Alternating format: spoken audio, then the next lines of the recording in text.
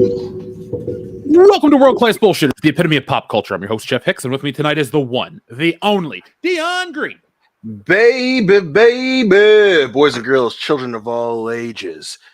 The man with the tan and the original plan is here, and I promise you, unlike your dad and unlike CNN Plus, I can go all night. I forgot CNN Plus even existed until you reminded me that it died. Yep. That's the true sign of success, correct? Agreed. You're so successful, people forget that you're alive when you dead. Thanks, CNN Plus. We hardly knew ye. Oh my god. Well, maybe it was for the best. That man chuckling in the background is the last standing Samoan bid rig, Nick Utam. Well, at least CNN was smart enough not to spend $2 billion on something that nobody ever wanted, and then die 8 months later. That's the important thing. Could you imagine if CNN died 8 months into its original run? How different the world would be? I think it'd be a better place. We wouldn't have a 24-hour news cycle, but that's true. We'll ponder that in a moment because we have to introduce our final bullshitter. You know him, you love him. Say hello to American Ramrod, Kendo Slice. Hi, Jeff. Happy to be here. I was watching a lot of that Johnny Depp Amber Heard thing today. And, man, those questions they were asking all sorts of crazy shit. But you know what, Jeff? They didn't ask, how big is Batista's dick? God. Wait, hold on. Was Amber Heard with Batista? I hope not. Is he okay? Yeah, is he okay? I mean, I know he's a big dude, but I mean, she's Amber Heard. She's crazy. What did he say? Somebody check his Twitter. Check his fucking Twitter, dude. Is his finger okay? Check his fucking pulse. Who's dating Amber? I mean, that too. You had to go and make it serious. We cutting jokes up in this motherfucker. I think we've learned that Amber Heard is too dangerous for anybody, including herself. But folks, we're going to talk about that tonight. A danger to the living and the dead. If only she was a danger to herself. Yeah. That'd be a much different and much happier story. Yeah, it would be. So, guys, I know we just had our World Class Bullshitters 420 celebration of Harold and Kumar with a drunk commentary. But for those who didn't join us last night, I'm going to ask you guys this question. What is new with you guys? Dion, Nick, Kendo, how's life been since we last met on last week's show? It's been just so boring since we last met, which means that you guys are the most exciting part of my life, if my life has ever been judged in this 2-day span. Boring at work, didn't do a whole lot, boring at home, wife and kid, boring. And now you guys have made me... She's staring at you right now, isn't she? She's looking at you. Yeah, man. No, everything's great. I mean, if there's anything that we established is that she doesn't like White Castle, so she's got to go. Yes. Announcement here: World Class Bullshitters. Hillary and I are getting divorced due to her distaste of White Castle. Yes. If you're going to dump somebody, it'll be a cleaner divorce than Will and Jada. You ain't lying about that neither. It'll be a cleaner bed than Amber and Johnny. Yeah. That's the fucking truth. I was gonna say, speaking of shit getting cut off, Will and Jada. Metaphorically and literally, Will Smith has been neutered. Congratulations, Will. Damn. Hey, but we can all say if someone talk about his girl, he'll slap the shit out of him. Ha ha ha ha. Dion, I wouldn't do that too close, man. You don't know where he is, Jeff. He might be around the corner or something. Saying ha ha ha. All of a sudden, you hear Will Smith in the background, like how we used to hear the family, muffled screaming, keep your wife's name out your fucking mouth. And I'm just like, what the fuck? And all of a sudden, it's like, shit, he got him. Guys, we've all seen Candyman. Yeah. Every time we make that joke in the mirror, G.I. Jane, G.I. Jane, G.I. Jane, Will Smith appears to slap the taste out your mouth. Now, how many times is it 5 times for Will, or do we give him another random number? I don't know. Arbitrary numbers seem to be our thing, so let's give Will Smith a more concrete one. By the way, folks, we have some new buttons tonight, so when you send in your arbitrary number requests, you don't know what you're going to get. You might get something special. Our friend Literature Devil listens, and he said, hey, Jeff, I think you should feature something on your show. So he sent me something that I've turned into a button. So Literature Devil, thank you very much. And from all of us here at World Class Bullshitters, we're going to go support what you do, too, because tonight's button is that good, guys. It's that good. So be on the lookout for that. Now, speaking of other good things, we have to talk about Star Wars Celebration. I know, usually not what you think of when you think of good and quality in 2022. You think of anything else. But we're going to be at Star Wars Celebration to hang out, and you can go too. So, folks, we're going to be giving away 2 tickets to Star Wars Celebration on Saturday of that weekend. That's the big day with all the panels, the announcements, the fun. And all you got to do is listen to the show.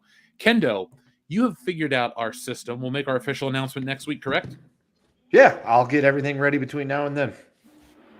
So, folks, what you're going to basically be doing is, Kendo, give them a quick explanation, like a little cursory, just a taste, actually, of what we're about to do.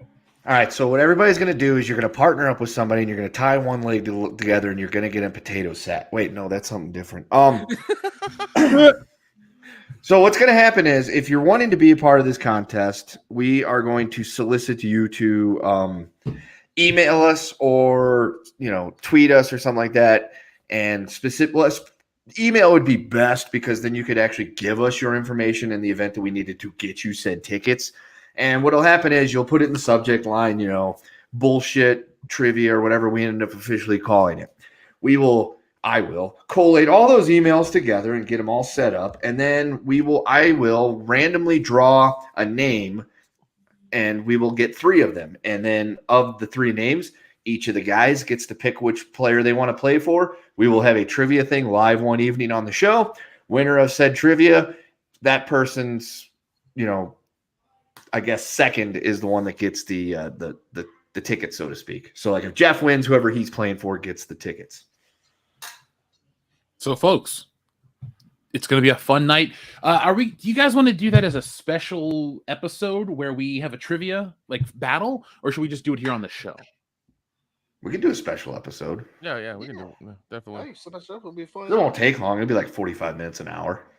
Yeah, that's what we need. We need some things that are fun and not 4 hours long. But that might not be tonight, because we have a lot to cover. So, folks, just be on the lookout for the announcement of how you can join Team Jeff, Team Dion, Team Nick, and we can have our trivia battle for your Star Wars Celebration tickets from World Class Bullshitters. So, guys, before we get into anything else, let's talk about the book that one of our friends, one of our patrons, has asked us to tell everyone about. So, folks, last week we talked about the book Assassins of the Cross. This week we're going to tell you about it again. If you're a fan of classic literature, historical fantasy, Robin Hood, Zelda, or Mad Magazine, this is the book for you. So you can get it in ebook and paperback right now. But here's the synopsis. Jerusalem has fallen. Young Robin, unable to get laid, decides to join the army and kill people. Robin goes on crusade, serving as a lowly archer. The mission, free slaves. While serving, he befriends a man they say is possessed by a demon. After many exciting battles, Robin is trained as an assassin of the cross. When Robin heads home after the war, little does he imagine his destiny, nor does he suspect the war will follow him from there. So, folks, if you're a fan of 1980s violence, 1980s sex, scenes of torture, 80s and 90s video game references, medieval politics, and more, including patricide, mental illness, theft, mass looting, monkey ball, and more. Oh, shit, I don't even know what that one is. I have to learn that myself. Then make sure you guys are going to check out the book right there that we're talking about, Assassins of the Cross, only available in paperback and ebook.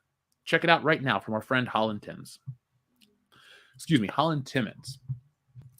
Guys, last week we talked about the Crusade and the unmade film. I haven't really had a chance to watch any more of those unmade movie videos, but one of the culprits from all of those videos, Disney, is going to be talked about tonight. So be on the lookout for that topic as well. So, guys, I don't know if we have a word of the day yet, but let's check if we do, because if not, it'll be up to us to decide what the word of the day is. Dion, it's been a minute since we've got to pick our own word of the day. Be our own men, if you will. It doesn't look like anyone has requested it. So, Dion, Nick, Kendo, can you guys think of a good word of the day? Gratuitous. No. Poochie. Tallywhacker. Johnson. All right, fine. Since we're going to stick with dick topics, Tallywhacker, because YouTube won't know what Why that do we one is. stick with dick top? What's with you guys and dicks? What's with you and Dark Fate? Yeah. And Twilight, and mannequins, and horses. All right, you know what? Fine. The word of the day could be Dunham or Lena. Dunham. Or pound What, cake. how did this become about that shit? What the fuck are y'all talking? You're the first ones to always bring it up. That man said dicks out of his mouth. Me about it. Dicks out of his mouth, huh? For Harambe. For Harambe. That's right. Wait, should we do something topical since Amber Heard and Johnny Depp are in the news? I wouldn't get too crazy with that idea. Well, that's what you should have said to her years ago, but nobody Right. did. And now look where we are, Dion. True. Maybe she's just mad because she, broke up with Elon Musk, and she's like, "Fuck, he's doing all these great things, and here I am starring in movies that nobody cares about. They just want to look at me." Well, you know what? She's a SpaceX. That's how that works. You couldn't SpaceX okay, I got it. In the Thank you. future, in the year 3535, Amber Heard is sent to Mars to be the first colonizer on the planet. That is our punishment for all the bullshit and shitting in the bed. Does that sound fair? No. You're doing it wrong. In the year 3535, she escapes her maximum security prison underneath what was the Atlantic Ocean, and then so hateful. She ain't living the 35. and then travels to Mars to take on Musk's colony and kill his great grandson. I would watch that movie. Yeah, that's what happens. So, folks, in the year 3535, World Class Bullshitters will be streaming directly from Kendo's sentient floating head. Nick, Dion, and I will be an afterthought, and we'll just be ghosts in his memory. That's all. We'll be ghosts in your memory. No, we'll be programs and applications that you load out and talk to, like we're holograms and shit. Like you're a physical computer on tank treads, and we're like holograms that hang out with you. And who do we fight in the future? Like a robotic. The hologram of Tupac. The hologram of Tupac and Jada Pinkett Smith. Oh God, the hologram of Tupac somehow became physical. Yeah. Wait, is that Judgment Day? In 2027, the Tupac hologram goes online and becomes sentient. He somehow gets hold of a bunch of 3D printers and becomes and builds a physical body. Yeah. And the whole time he taunts everybody with saying, "I told you I wasn't dead. I faked my death to become a hologram." Well, his head's better than a shark's fin. But Plus, it would be pretty funny that Amber Heard's beating Edward Furlong's ass. Oh God! Look, not to be outdone, excuse me. The Biggie Smalls camp has provided The Biggie Smalls ritual. camp. They're looking. They were fucking gangster rappers. They'd have camps. In the year 3535, East Side versus West Side battle still rages on. Yeah. Who is the pussy ass bitch? Yeah. It's a hologram versus a fucking zombie-fied voodoo remains of Biggie Smalls. It's going to be a great conflict. That's how it happens. That's how it happens. Tupac is 3D printed, and then fucking Biggie's Shit. zombie resurrected. Yeah, there's like cults built around him and stuff. Like they God. worship it like these fucking statues of him, and there's like a high priest of Tupac or something. He's like, "Here he said unto thee, I fucked your bitch, you fat motherfucker." Hey, one of you motherfuckers got sickle cell or something? Yeah, God, that song was mean. Oh God, yeah, and then because Biggie's a zombie, he has to keep eating his subjects, or they have to make sacrifices to him so he can keep being alive. Hey guys, we have a lot of requests for battle shits. Is the word of the day. You guys want to just go ahead and prove that one? We could just do shit. Oh, Okay. That's not classy. Battle shits. Hot tub battle shit. I'm fine with battle shits. Battle shits it is for a few battle shits more. Fistful of battle shits. Yeah, the good, bad, and the battle shits. I'm just the good, the bad, and the battle shits. Sounds like you had to have the only thing left to eat that night is Taco Bell. That's all you got. That's it. Do it.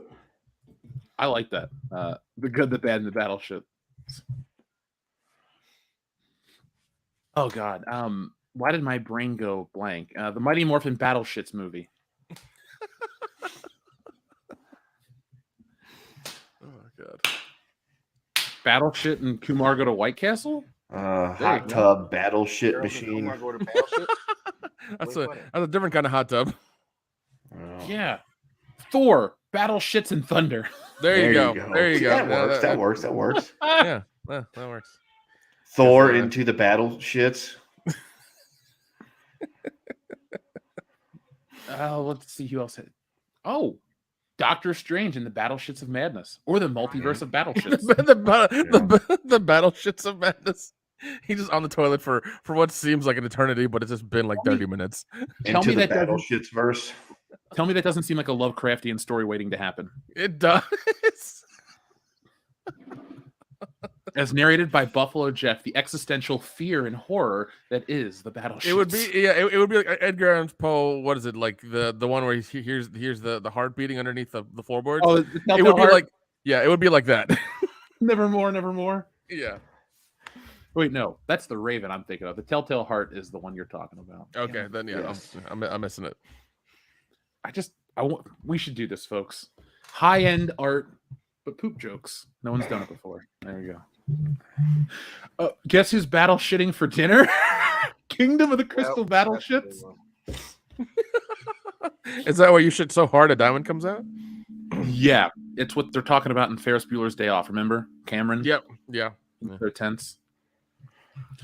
So, folks, bring your battle, Carlito's battle shit. We never talk about Carlito's Way. We should have a commentary for that next year. Make it happen. So, folks, send your battle shits in. We're going to be talking about them all throughout the night. But let's have some fun first with some bad news. Guys, how do you feel about Into the Spider-Verse? Dion, did you like it? Yes or no? I did. I liked it a lot. Yeah. Nick, Kendo, same question to you. Yeah, dude. Yeah, I watched it in theaters. Surprisingly, it was really good. It was a lot of fun, a lot going on, but it was still a good movie. I'm sorry, what movie? Spider-Man Into the Spider-Verse. Have not watched it yet. Well, this won't affect you as much as it will other people, but Columbia Pictures and Sony Animation have announced that Spider-Man Across the Spider-Verse has been bumped from October 7th of this year to June 2nd of next year. Oh my god, was Will Smith involved? Yes. It might have been. Okay. And don't worry, though. We already have a part 3 announced. It'll be released on March 29th of 2024. Oh, thank goodness for that. I was worried. Yeah, I was too. Because since it's the Spider movie that's made the least amount of money, I'm glad they're putting so much effort into it. Well, the thing about Into the Spider-Verse, what caught on was the merchandise, and it's like a weird aftermarket movie where it has a life, but it wasn't the mainstream box office life like a Spider-Man No Way Home. Into the Spider-Verse, it was a hard sell for me. I didn't see it in theaters. I didn't catch it until it hit Netflix a couple years ago. Actually, the day I saw Into the Spider-Verse is the same day Once Upon a Time in Hollywood came out, because I went to the film right after that. But Gotcha. Long story short, I love Spider-Man, but they have created, like, you could say a multiverse, but they've definitely broken down the Spider-Man brand or IP into different levels. And it's harder and harder to like the classic Spider-Man, because what they do now is they make all this Miles Morales, Spider-Gwen, Spider-Ham, and all this other crap fairly cheap. And now they're jacking up prices across the board on toys, but it's getting pricier and pricier to get, like, classic Marvel heroes. So I don't know why they're jacking up the price on those ones, but yeah, man, same things happening with Legos. I just got an email for their May 4th event happening over there. They're releasing a lot of stuff, and they're having a lot of sales and things like that. So they're releasing, I think, 2 or 3 new Star Wars items as well. I looked into all that stuff. The reason I wanted to bring up the Hasbro stuff too is just to take a second to bitch about the price increase. For God's sakes, this is my soapbox for just a moment, but we're getting to the point where a crappy Hasbro figure is $36 with shipping and stuff. Not worth it. These things were $19.99. Now, if you buy them in stores, the price will be different because they've increased the price from $19.99 to $28.49. So again, these toys are going up across the board in price. They're shittier than ever. Hasbro, get your shit together. Fucking stop. What's the reason for that? Is it just like a supply chain issue, or is it because there's actually demand for it, or it's just Hasbro? Okay, yeah, it's Hasbro's one of those we can charge it because people still pay for it. Gotcha. Until they stopped, and they're like, "Oh, we fucked up." Well, I think there's a bubble coming, folks.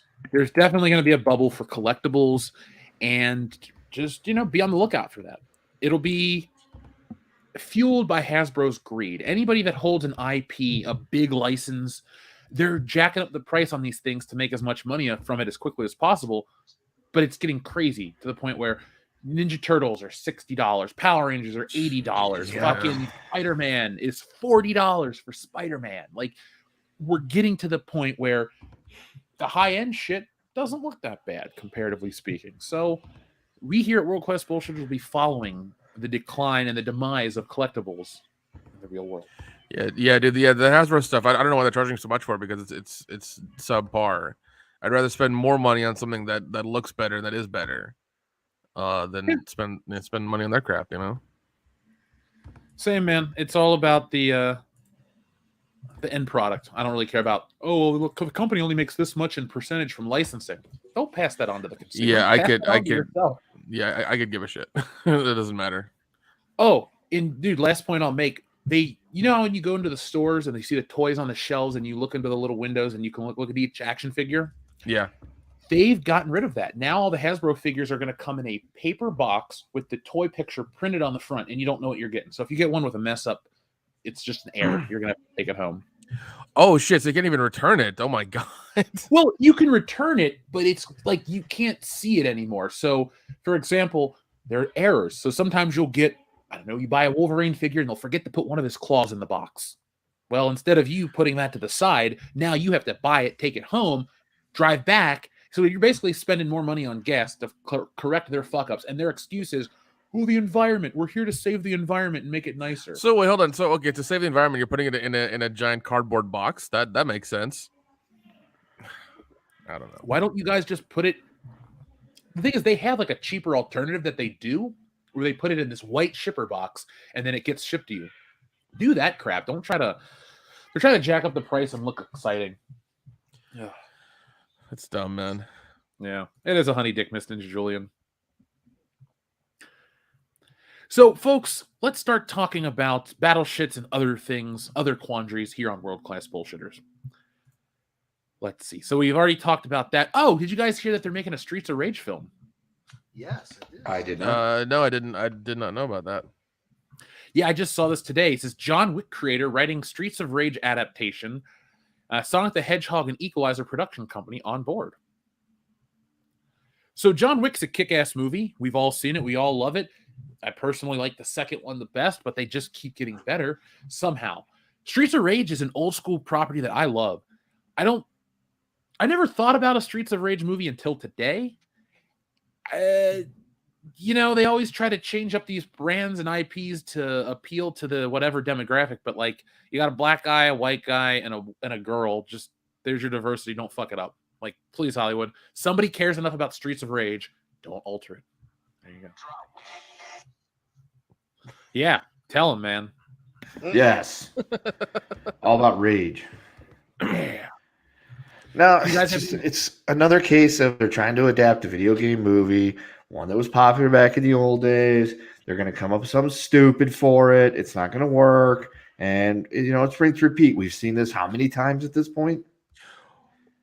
Well, it's funny that's coming out as well, because I think Streets of Rage is part of Sega. Mm-hmm. So they think, because we had Sonic the Hedgehog and 2 and they've done good, we're going to bring out this one, Streets of Rage. I'm just like, I have not heard of Streets of Rage in decades until right now. I was like, holy shit, I completely forgot about that. It's like, damn, man, it's been a while. But I guess they're trying to adapt any IP they can into something. And if you have the guys from John Wick behind this type of thing, I think it's a winning combination, because even if you've watched Nobody, it's a very basic story that they keep telling. It's just ultra violent and really cool. And if they kind of stick with that, that aesthetic, they're gonna be fine. They're gonna be totally fine. Hopefully. Well, one thing that's nice, is the people that would see a Streets of Rage film are our age. So an R-rated action film already sells.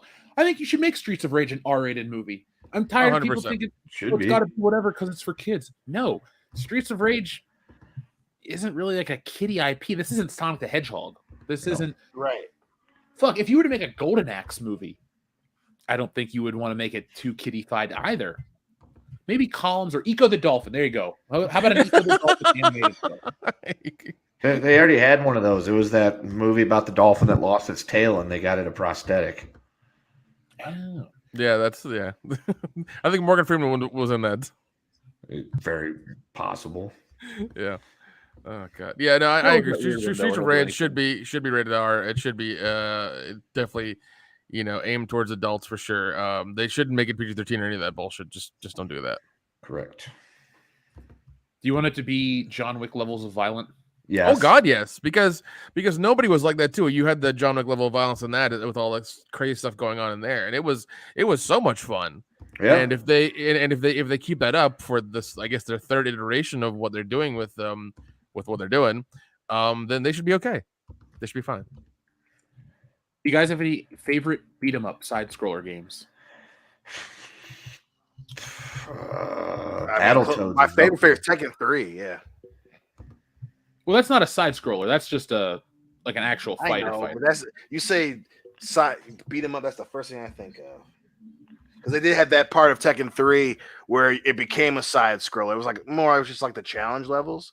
But I remember wasting many hours doing that little tiny side scroll esque Tekken 3 game for a beat 'em up. It was fun as hell.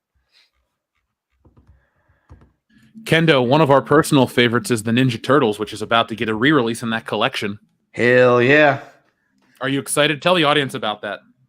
So they're re-releasing. It's called the Cowabunga Collection for the Teenage Mutant Ninja Turtles, and it's going to have every Turtles game that came out on console all together in one little package. That's awesome. I know. It's going to be sweet. There's supposedly it's coming out with like a collector's edition that's like $150 or something like that. Pre-orders supposedly went live, but I can't find anywhere where it shows that they are available. Target says it's sold out, but everybody else still, other places I went, it's like, releases soon or coming soon. So I have no clue. Well, hopefully it is. It sounds awesome. I remember I really loved the arcade game. I love the side scrolling, 4-person arcade games so much. Like The Simpsons, the X-Men, Teenage Mutant Ninja Turtles, like all those I fucking love. Me and my friends would spend so much money and time on those things, man. I fucking love them. Oh yeah. Yeah, dude. That one's great. Like I said, if I had to give you a top 3, it would be Ninja Turtles arcade game, probably The Simpsons. And then, because that one's just ridiculously fun and stupid. Yeah, it was. Dude, so much fun. And then, probably Battletoads. Battletoads. Dude, Battletoads. I forgot about Battletoads, man. Dude, they came out with the new Battletoads. It's on the Xbox Marketplace. I was stoked for it, but it's because it's 3-player, but y'all have to be on the same system. You can't play 3-player over the network. I'm like, damn it. That's dumb. God, now I want to spend my night playing. Well, I have Streets of Rage 4 on the Switch. I just want to play some side-scrolling beat-em-ups. Folks, if you want to watch us play games, make sure you follow us on WCBS Gaming over on Twitch. Dion and Hillary have been playing what, Dion? Not Battletoads. You've been playing Mass Effect. Mass Effect, right? Oh, Mass Effect, man. Yeah.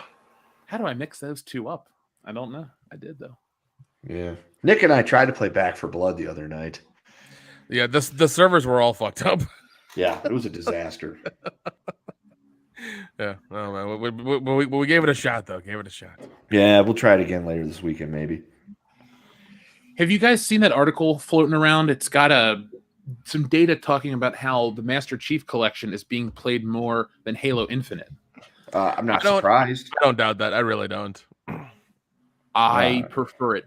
I think the Master Chief Collection is, without a doubt, the best Halo package ever. Like, if you're going to...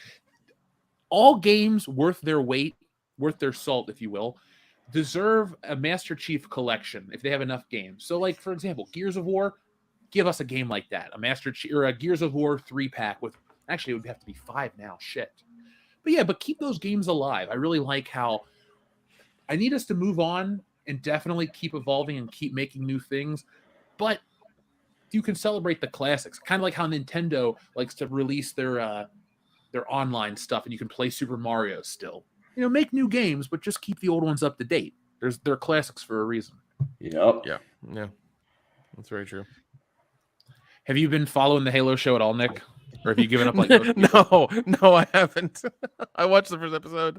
And once again, like the first half was great. The second half just didn't make any fucking sense. And then him taking off his helmet really pissed me off. It really did. I'm just like, that's not supposed to happen. And then he's just like some normal dude underneath the helmet. There's no like, weird looking like cyborg thing. He's just some normal dude. Damn you, Liev Schreiber. Yeah, and I was so pissed off at that. And I don't know. Or no, the it's whole Pablo Schreiber. Yeah. One of them. Blame him too. Yeah. Yeah, fuck him, even though I like him as an actor. You're a great actor, Pablo. I think you're fantastic, but fuck you. Yeah, just the part where all of them drop down in that in the town and they try to help everybody and kill the Covenant is awesome. And then it shits the bed. That's what you sign up for these shows for, right? To watch your favorite characters shit the bed. Oh yeah, every time. That's why I spend fucking money on it. Yeah, jeez. Yeah, I haven't heard anything else about it. I haven't seen any articles about it either. But yeah, I watched the first episode and I was like, I can't fucking do this, man. Like Master Chief has been part of my life for 20 years, and like the fact that they did that to it doesn't make any fucking sense. Like recreate the first game across 2 seasons or something. Like do something with it. Like there are several stories you can go through. Like the lore, all the lore. This is the Star Wars problem all over again. Like the lore is there, just use it. It's all there. Just use it. And if you had used it, we would be raving about the show now. But instead, you pissed on it, and I don't care anymore. Nick, who do you love more, the Master Chief or your tribal chief? Acknowledge him.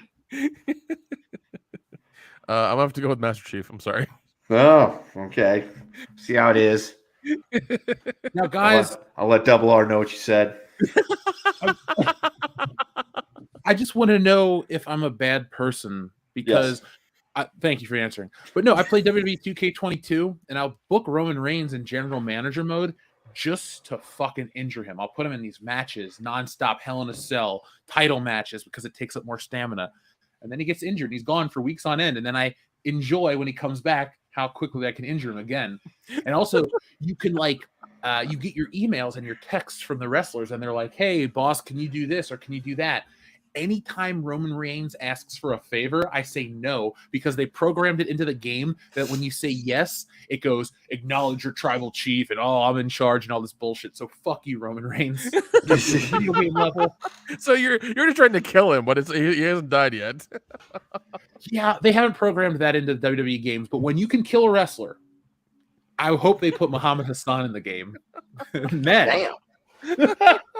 I don't think Muhammad Hassan is ever going to make it in any wrestling. No, game. I don't think so either. I don't think so. Say if you're wanting to kill the wrestler, you just go to Kansas City and book the Blue Blazer. God, that's so mean. That's coming from me too, and you know how much I love Owen Hart. Oh my god, more so than anyone I've ever met. And folks, you can never question Kendo's loyalty to Owen Hart. Just don't even fucking try. Yeah, that's true. That's true. I was gonna try to name my kid that. Couldn't get past the whole initials being OJ thing. And I'm like, look, he's not a bad guy. He's just misunderstood. And then when the kid turns 16, hey, Dad, can I get a Bronco for my first car? Hell yeah, sure, kid. son. Can it be white? Hey, it's the only color they make them. Also, I haven't told her this yet, but when I fill out the old BC, I'm thinking about slipping that in there and giving him 3 names. Just be like, it was a mistake. I'm sorry. It's legal now. I can't do nothing about it. Yeah. Like, I decided to take the Spanish approach since, we are in Nuevo Mexico and give the kid like 5 names. Go for it. Oh, my God. I should do that. They're like, would you like to fill out the birth certificate? Be like, how far along this line for names can I go? Because I got like 12. Can I write things on the back? Is that legal too? Yeah. I'm gonna give him a name from each continent. He's gonna name Francois, Juan, I don't know, Owen, James, Luther. I just want Dion. If you have like a fourth kid, name him Luther Green. That would be awesome. Luther Green. Baddest man. He's really fucking mean. He's like the world's coolest actuary. You know, Luther Green. He's a badass in the office. Pays his taxes on time. That's what real heroes do, boys. That's right. One last random non sequitur bullshit thing. Dion, look what came in the mail. My Hot Toys finally arrived. The fuck is my goddamn Iron Man and my steel box fucking Wolverine? Tell me that's not cool. That's dope as hell, man. That is really dope. So I think the internet is a wonderful tool, but it's also damaged the way we communicate, because now when you buy these high-end toys, they make the meme so you can like buy the toy because you can recreate the meme. So that's like a selling point now. That feels weird to me. That's strange. But you know what? They still don't have an Axel Foley action figure yet. So. Yeah, but I have this Spider-Man, and right now I feel pretty good. It's like if you had $200 in one hand, $200, don't break my arm here. R.I.P. Gilbert Godfrey. Always, man, always. Fucking miss this that one's guy. for you, buddy. No, bitch! Anytime somebody said bitch, he was always my favorite. Yeah. Agreed. So, guys, I think we should check in with the audience before we get too far into tonight's show, because it's a lot of fun. We got a lot of people here that want to have a lot of that fun. We don't want to make anyone wait. It's a party every Thursday night at 8:30 p.m. here at World Class Bullshitters. So, Dion, pick a number between 1 and 69, please. Give me number 1. We don't have a number 1. So have you ever done DMT? What the fuck was that? I am That equal was parts confused and frightened. Yeah. That's good. Wow, that was kind of a shock. I was like, what the fuck is going on? Yeah, sorry. Planet is this?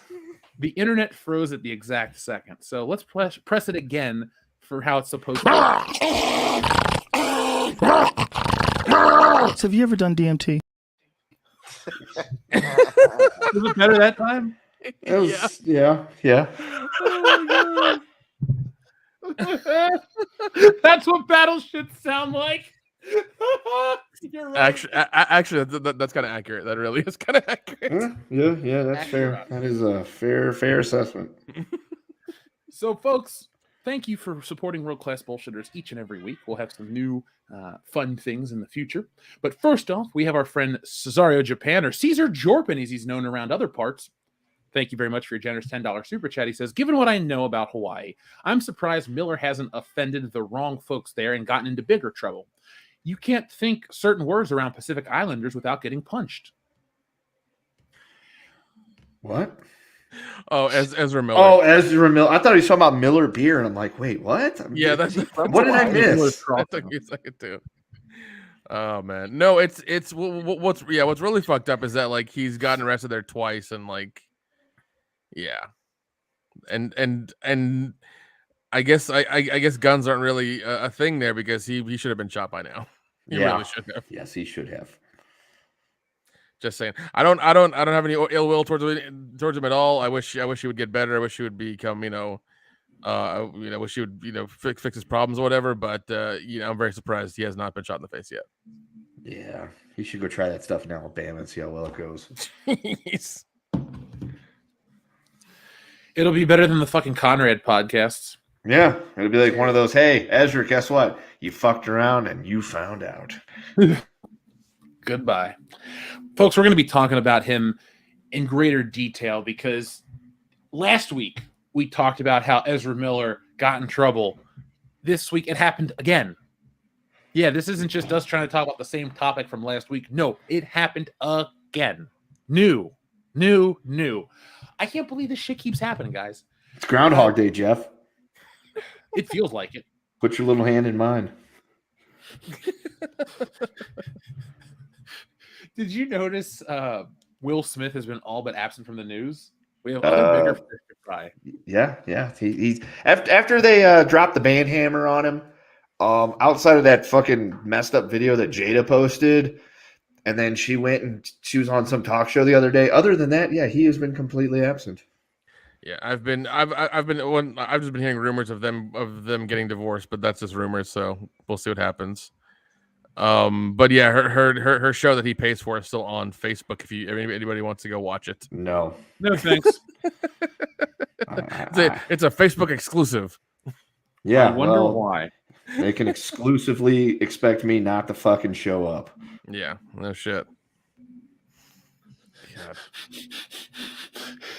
Sorry, I was getting ready to get our next topic pulled up, and I saw the numbers for CNN Plus, and I.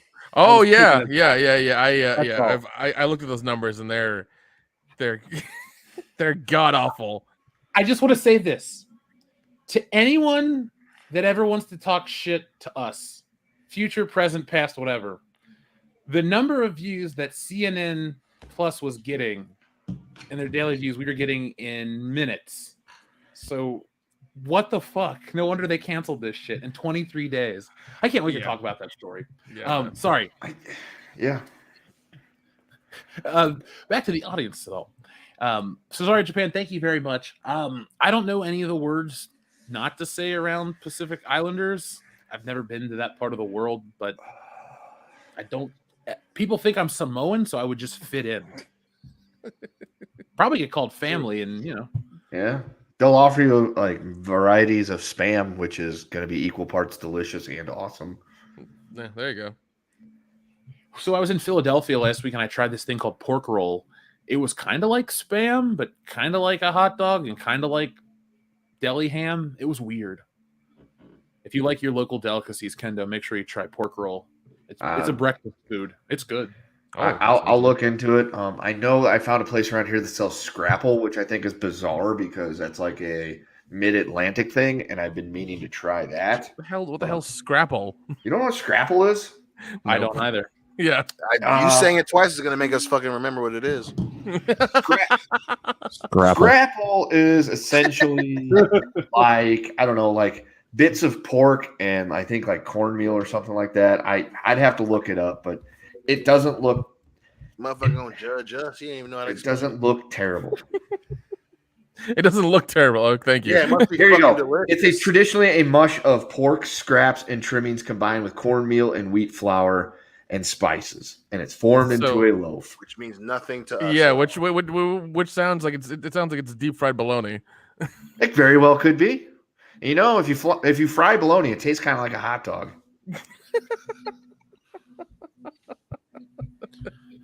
Oh my god! Yeah, doesn't make it any healthier. Doesn't make it any healthier. I didn't say it was healthy. If you like it, that's all that matters, right? That's true. That's true. Like our next super chat from our friend Space Monkey 0899 that says, "Please play the YouTube video "No Pineapple on Your Pizza," featuring Baldermort 1 as Blood Angel's 40K parody." I will look into it. We have to watch out, though, because somebody sent in a super chat that asks a question about what happened to this video. Did you guys take it down? No, it just got blocked in your country, or any country, honestly, because of the YouTube change in policy. So, folks, if you've seen a couple things or noticed a couple changes here on our end, it's not us. Every episode since February has had some sort of restriction put upon it. So that's why we've been talking doubly about Shop WCBS, Wokebusters, and other big projects to help fight YouTube. So yeah, and also and we do also have our episodes on Spotify and other podcast aggregator as well, in case you do miss the show and can't get it in your country. You have other ways to do it, other ways of listening to us. So Yeah, or you can get a VPN. Or you can get a VPN. No VPN. They're not sponsoring us this week. Yeah. And so, folks, if you are in Canada and you want to access Netflix in Hawaii, make sure you use code WCBS at Nord.com as you check out. Jeff, nobody's accessing Netflix anywhere anymore. Yeah. Nobody cares. Yeah. Fuck, man. I can't even make a joke without realizing everything's on its way out. Yeah, it's yeah. If It's net, happening we now. can't jump around, man. This is such an exciting night. I gotta calm down. That's the thing. I just gotta focus on these topics in front of me and not jump around, or else the show will take 9 hours and nobody will complain besides the three of you. So. I won't do it to you, Dion. I know you got work in the morning, buddy. Good looking at.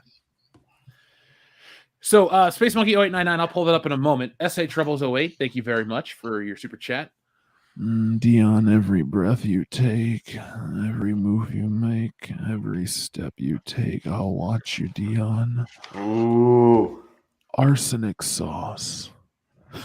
Oh, Great. wow, that took a turn. Yeah, bit of a sting to that one. Yep. Are you not a fan of arsenic sauce, Dion? Is that why you're deadly silent?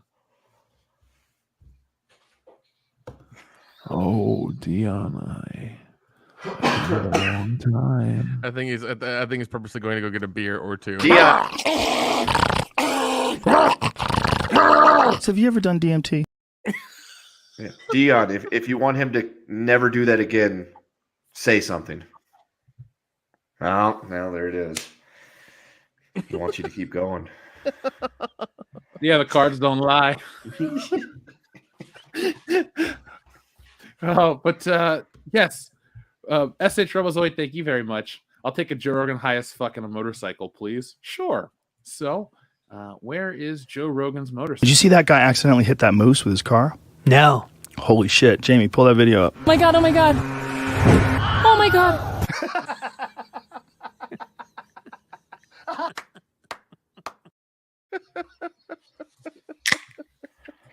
It Oh, never man. gets old. Oh god, never get tired of that. Never get tired of that.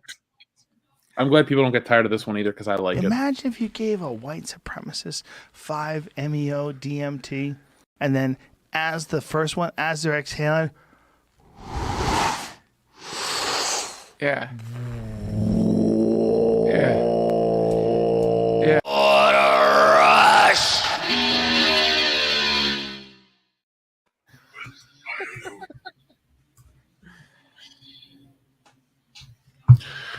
God damn, Joe. I don't know what to say about Joe Rogan anymore, man.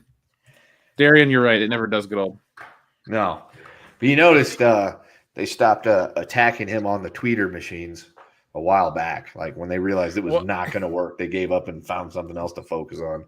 Yeah, that's true. And and lately, a lot of those people have been very, very scared about Twitter because it might be owned by somebody else very soon. So Correct. Which there's a huge irony to this whole situation about him buying Twitter and then screaming about it, no longer being a bastion of free speech. I'm like, wait, what?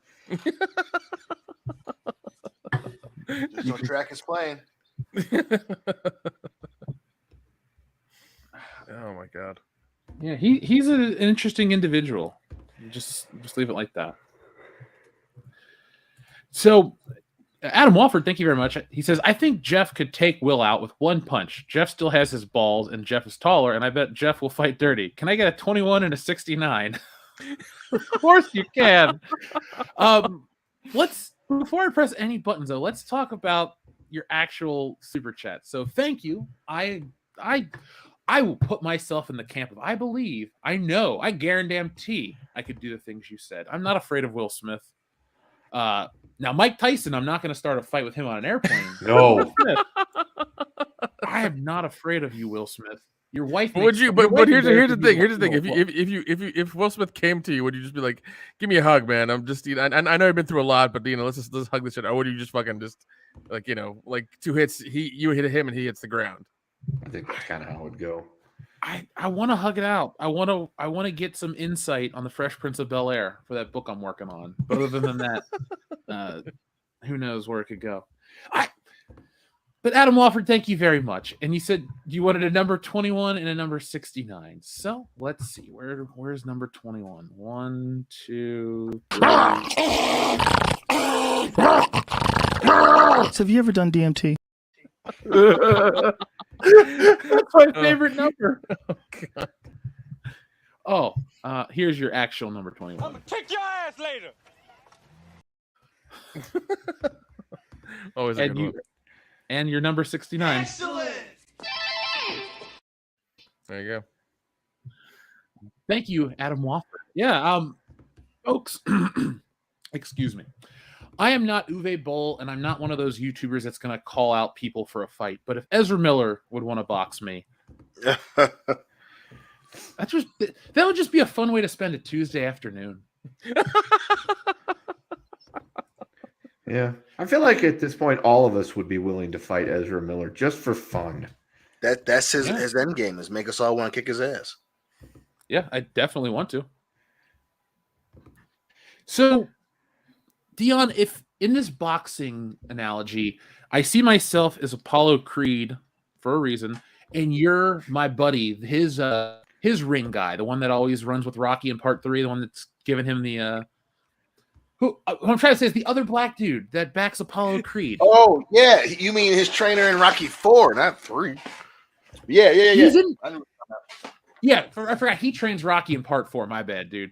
Okay, Rocky 4 is the one I don't watch as much. I like to joke and say, oh, it's because of the American patriotism. No, the real reason is it's really hard to watch Carl Weathers die on film. So Yes. Rocky 4 is just a no-go for me. I like Rocky 4. I want to see the director's cut that came out last year. Did you guys see it? No, I did not. No, didn't get a chance. Yeah, well, come on, Stallone. Let's make that Edgar Allan Poe movie while we're at it. Listen, I'm since Stallone's still acting and shit, I'm waiting for what is it? Tango and Cash 2, okay? Electric Boogaloo? Sure, why not? Hell Is yeah. Kurt Russell busy? No? No. He hasn't done anything recently. I think the last thing he did was another Netflix Santa Claus movie, but Oh, that's right. I forgot about those fucking things. There's like Yeah. 3 of them. yeah, and like and when I had Netflix, they were pretty good, honestly. He did a great job. But yeah, I mean, he's free and doing shit, so Well, call him up, man. yeah, let's call him up. I definitely want that to happen. God, Kurt Russell, man. One day we'll all meet him. Xavier I'm God, looking thank you forward very much. Dude, it would be so cool. What would Yeah. you want to talk about? Big Trouble in Little China or Escape from New York? Tombstone. Oh, shit, all right. I'd be like, can you tell me more about John Carpenter? He's cool. Yeah, that's what I want to hear. It's like I want to hear all the how you guys met and what's it been like just knowing the guy for that many years working on all those projects. What's it like playing Elvis? There you go. There you go. I think Shout Factory has that Blu-ray. I think it's there. We should all have that Blu-ray, Nick. Right on. Hey, Xavier to God, thank you very much. Says, what do you guys think of the times they made Batman and Batgirl a romantic thing? I'm personally against it because I see them as student and teacher. I hate that. Yeah. It's just too cliche. Plus, it's like too father-daughtery. It's like, no. Ugh. Yeah, that just sounds weird. That just sounds, and Batman doesn't seem like that guy. Like I mean, he's like he would definitely go down on Catwoman, no question. But not somebody he's training and trying to help out and stuff like that. That's not what he does. So I don't want that. Like, I'm not one of these people that ships any fictional character because I have a real life. But the thing is, I enjoy the stories where they do cross that line. One of my favorites is Batman Beyond, where you find out that the reason Batman and Robin broke up is because Barbara Gordon and Bruce Wayne slept together, and that betrayed Robin and that kind of stuff. So they're all people. That's the thing. The DC characters aren't my favorites because everyone, including DC and the people that create them, treat them as these weird mythic god-like people where you aspire to be like them, and we write them as not human. It's really hard for me to think that two people of age, because Batman and Batgirl are, I'm not saying that you want those stories, because I don't, but when you write them naturally, they work. That's the perfect way to drive a wedge between the dynamic duo. So for that one story alone, I will say I do like that aspect, because I thought that was great. Zach Z says Harold and Kumar go to White Castle. Sorry, Harold and Kumar escape from Battleship Bay.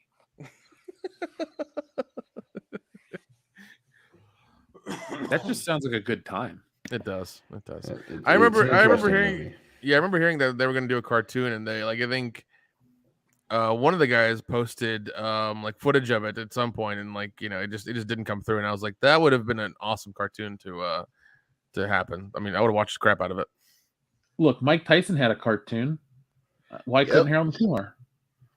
Have you watched it? It's fucking hilarious. I have. I like Mike Tyson's mysteries. Yeah, they're insane. They don't make any sense and never end the way you think they do. Like it's crazy. I love it. Norm Macdonald's in it. Yeah, and then at the end he gets in front of a green screen and talks about random stuff. I fucking love it. It's so it's so much fun. If we were to have a cartoon and I could control everything like visually, that's what our show would look like. And that's a great look. I love that. I love that style for sure. Yeah, it's kind of what I went with in a way for Wokebusters, where it's like a slightly animated face with a more realistic body proportion. I don't know. I've always dug that style. Reminds me of C-Lab and all the old Hanna-Barbera stuff too. Oh, nice. Leonardo da Vinci, thank you very much for your generous super chat. He says, evening WCBS. Jeff, did you recently take down a video recently discussing the Paramount Halo show? I was looking back on what Dion had mentioned about the writers in the industry, but now it's gone. Well, Leonardo da Vinci, you were the listener we were talking about a moment ago. No, I didn't personally take it down. YouTube chose to take down a series of our videos because of some of the buttons we play. So I'm going to have to really sit down and delete certain ones because it's going to hurt the channel and the show, and I don't want that. Look, it's great for a laugh here and there, but at the end of the day, you want us around more so than just, I think it's the WWE one.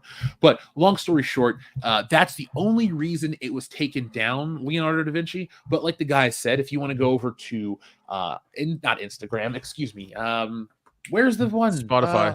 Spotify. I don't use Spotify, so that's why I don't use it or talk about Spotify, it. Google Play, iTunes, Podbean, yep. Stitcher. Yeah, we're everywhere. Yeah, I think we have a link in our bio or in this also on YouTube as well. You can check out, and has all of our links there for all of our stuff. So, but thank you, Leonardo da Vinci, for checking in. Yeah, folks, just ask us. I don't take down videos because whatever willy nilly. The only thing we ever really done is unlisted a couple live streams in the past because it kills the algorithm, and we're talking like Good Morning Pop Cultures and stuff that are very timely, and you really wouldn't want to watch them. So other than that, that's it. Cesario Japan, thank you very much for your very generous $10 super chat as well. He says, Battleships Royale is either a film of Japanese school kids fighting each other to the death with diarrhea or fecal weaponry, or the name of a recently degenerate porno film. Jesus. I mean, not wrong. Would you guys wear a t-shirt that just had a paragraph that said that? No. Royale. Yeah, I would wear a Battleship Royale shirt, like with the definition. Oh god, yeah, of course, because everybody looking at it is like, "What the fuck is that?" It's like, I don't worry about it, man.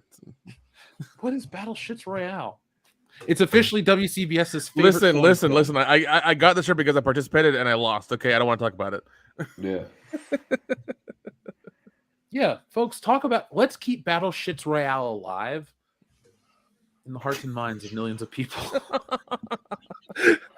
But no, if you talk about it as an artsy foreign film, that description covers everything very well. So I kind of want to troll people with it.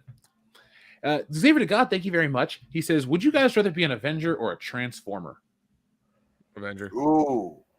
If I can pick my own power, Avenger. But yeah. Plus, being a Transformer means that your homeworld got destroyed. Yeah, exactly. Yeah, so you're just on another planet fucking around, being like a Corvette all day. Yeah, I'd rather be an Avenger. Yeah. Yeah, I'm gonna go Avenger as well because I don't want to be a robot. There's just no life where being a robot seems cool. Nope. And if you can pick which Avenger you are, pick to be Iron Man, where you can wear an armor that transforms into a car or into a bus or into like you can be Iron Man or get the fucking Hulk armor. That shit was awesome. Hulkbuster, yeah, the Hulkbuster, yeah, that shit was great. That was an awesome scene. Oh, so much fun. Yeah, best part of Avengers 2 for sure. Yeah, and that movie has some really great fight scenes. That's an Avengers movie that the connective tissue and the serious drama doesn't land for me, but those action shots, especially in the opening when they're fucking going through the snowy forest or whatever to fight Baron Strucker, that looked cool. The fight in Sokovia, or no, wait, that's Sokovia. That looked great. And then there was a couple other fight scenes in that movie. You guys mentioned the Hulkbuster, and then the other one between Ultron and everybody in that little like bunker or the ship. That looked cool too. Like, it just kind of sucks that movie isn't memorable in a good way, or as memorable, I should say, because it's not bad. I'd be lying to you if I told you I think it's terrible. No, it's for me anyways. It's lower on the rung of the total Avengers collection, but it's not like all the way to the bottom. It's just kind of probably in the middle or something like that for me. Yeah, we have a ranking of our Avengers. Feel free to go back and I think it's on the Patreon. But yeah, Avengers 2 is it's okay. Like you said, it's great action, but it's the part of a movie that makes it interesting that it just doesn't have. Where it's just like then it wastes Ultron, it kind of fucks Ultron up. He's talks about being lonely. It's like, what the fuck are you talking about, bitch? You're Ultron. Then that part is just And so it's good. It's just not great. TLJ Screwjob, I'm going to answer this early just because you sent this question as a super chat. Not even a robot in 3535, Jeff? I'm going to be an astral projection. I'm a digital hologram made of nanobots. That's what I am in 3535. You're a fucking... That is a complicated way of describing what you are. I mean, everyone's focused on their identities. I got to be focused on mine. I'm a transforming robot made of other smaller robots. No, you basically said a nano astral projection. I was like, what the fuck? Okay, sure, fine. I'm more than meets the eye. God damn it, that's what I am. Okay, let me be. Let me fucking be. Fucking astral projection nanobots. What the? That's like putting quantum in front of everything, Jeff. That's what you just did. Dude. Look, I do comic books as my other job. I have to live in the fucking fantasy world 24/7. That's my next book, folks. There we go. Astral projection nanobots. Quantum astral projection with quantum nanoparticles. Okay, just do that. Do a story where somebody gets sick with a quantum sneeze. Oh God. I could be like Ozzy and what was that show? Ozzy and Drix, aka Osmosis Jones, the movie. There you go. Anyway, there we go. That's the idea I thought would be terrible. So, Primer, thank you very much for your very generous $20 super chat. Primer says, "You've heard of WWE. Now comes WBE, World Battleships Entertainment, a roster of roided guys trying to outshit each other. Storylines are always about eating too much Taco Bell or McDonald's at 1 a.m. Winner doesn't prolapse." Oh God, that sounds like something they would like in Germany. Yeah, Cartman's mom would be involved with that. Oh yeah, definitely. Oh gosh, I'm not even going to ask that question. This though, I would WBE. Okay, people have called me many things, but crazy is usually one of them. But call me crazy again. If WBE, World Battleships Entertainment, was put on Netflix, all the people that have left Netflix would resubscribe overnight. I'm gonna call you crazy because I don't think that would happen. Oh God. They would subscribe for 1 month and that's it. Just to watch like the first episode or two of that show. That's it. Just to see what it's about. Yeah, their subscribers would spike and then fall. So SH Rebels 08, thank you for your super chat coming up. But Primer again, I'm gonna take a picture of WBE. Maybe in a more sober time, come up with something about WBE. That could be funny. SH Rebels 08 says, "I'll take a Joe Rogan battleships and a horses for Dion." I think the thing I'm gonna do now is I'm just gonna not say when it's coming up for Dion because I don't want him to know.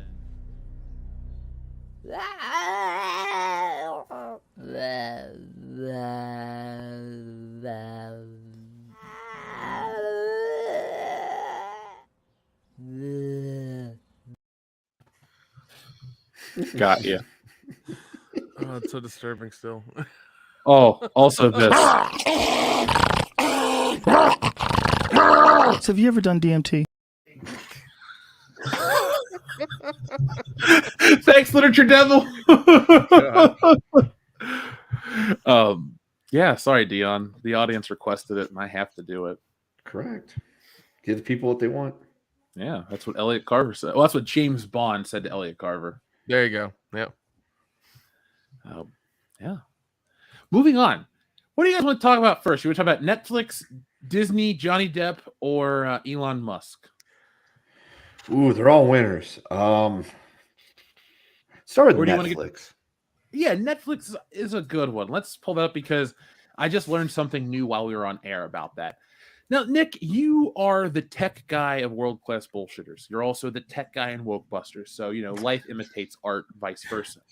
But yes, this is true. You and I actually will message each other quite a bit about entertainment, about streaming services, about the big changes in these tech companies. And the Netflix story has been one you've been talking about for quite some time here on the channel, on this show specifically, probably at least 2 years now, Nick. You've been talking about how you've foreseen this for a long time. This isn't just you going, hey, I told you so because it's now the story. For years, we can go back and track you saying Netflix is making a bad decision. Netflix is doing this. I don't think this is going to turn out well for them. Yeah, and it's funny because I never had to go to Reddit to get my sources. So that works out too. Well, that's yeah. You don't need to. No, I know it. It's all there, and black and white basically. Following all the news that you do follow in the analytics, has been painting a really ugly picture for Netflix, and now here we are. So I'm trying to pull up an image for the audience to look at. This is as good as it is. Here we go. We all have Netflix, correct? Or has anyone here canceled? Oh, dude, I canceled in January, man. I'm out. They've been emailing me every couple weeks. It's like, hey, man, we want you back. We'll give you a discount. We swear. It's like, no, I'm good, dude. I'm all right. I have HBO Max. I'm fine. We still have it for a few things that she wants to watch, but I insist that she has to pay for it, not me. That's fair. Because I'm like, I ain't watching it. I don't want to support it, so you're gonna have to pay for it. Yeah, man. I have wanted to cancel Netflix since they increased their price, but I share with my mom and Dan, gives me access to Peacock, and my mom's my mom, so I'm never gonna not take care of her. But the way it is going, they want to get rid of this password sharing. They want to do all of these changes to their streaming service, and I wanted to jump the gun and just say it like this. If they get rid of password sharing, I'm done with Netflix forever. Any streaming service that does that, I will, unless you're Hulu, because you have King of the Hill, and It's Always Sunny in Philadelphia. But other than that, man, I don't need to share, to get other streaming services, but if I can't share with a family member that doesn't even know how to use this shit by themselves, that's just making it harder and harder to use the service. It comes off as kind of greedy. But yeah. So this is the big story, though. Netflix world has been turned upside down as stock plunges 35%. Netflix reported Tuesday that it lost subscribers for the first time in more than a decade. The news shocked Wall Street and sent shares plummeting 35% Wednesday morning, wiping out $50 billion in market cap. And this was after the company's stock had dropped more than 40% year to date. Simply put, Netflix's terrible 2022 has now become disastrous. Once bullish experts and analysts who viewed Netflix as the linchpin in the transforming entertainment industry are now concerned about its growth going forward. And they're wondering what future of the company and all streaming might look like. What worked up until this point may not be working anymore. Michael Nathanson, a media analyst at MoffettNathanson, told CNN Business. The world's changing. The question for Netflix, once the untouchable king of streaming, has gone from what's next to what now. Netflix said Tuesday that it lost 200,000 subscribers in the first quarter of 2022. Now 200,000 out of 221 million global subscriptions may seem like a little more than a rounding error, but considering the service is expected to add 2.5 million new users in its first 3 months of the year, the low bar had already been spooked investors in January. The company blames many factors for its subscriber exodus, including competition and widespread password sharing. In its letter to investors Tuesday, Netflix also pointed fingers at macro factors that are affecting many companies right now, such as sluggish economic growth, blah, blah, blah, and COVID. Yes, they pulled that one out. Another thing I keep hearing in a lot of the articles I'm reading is like because of the whole sanctions against Russia and everybody pulling out of there, they've lost 700,000 subscribers. And I'm just like, so Russia's affecting your business? That's how big that was? I don't fucking buy that. That's a load of shit. I don't fucking buy it. Yeah. This is the equivalent of them calling us Islamophobe, saying, "Oh yeah, we had to pull out of Russia because of the whole war and COVID, right?" It's like, no, people were home more often and probably watch more of your shit. Yeah. We know that from Tiger King and fucking Squid Games. We know that for sure. So it doesn't make any sense, and you're full of crap. And we do know for a fact that they spend $20 billion with a B, on content every year.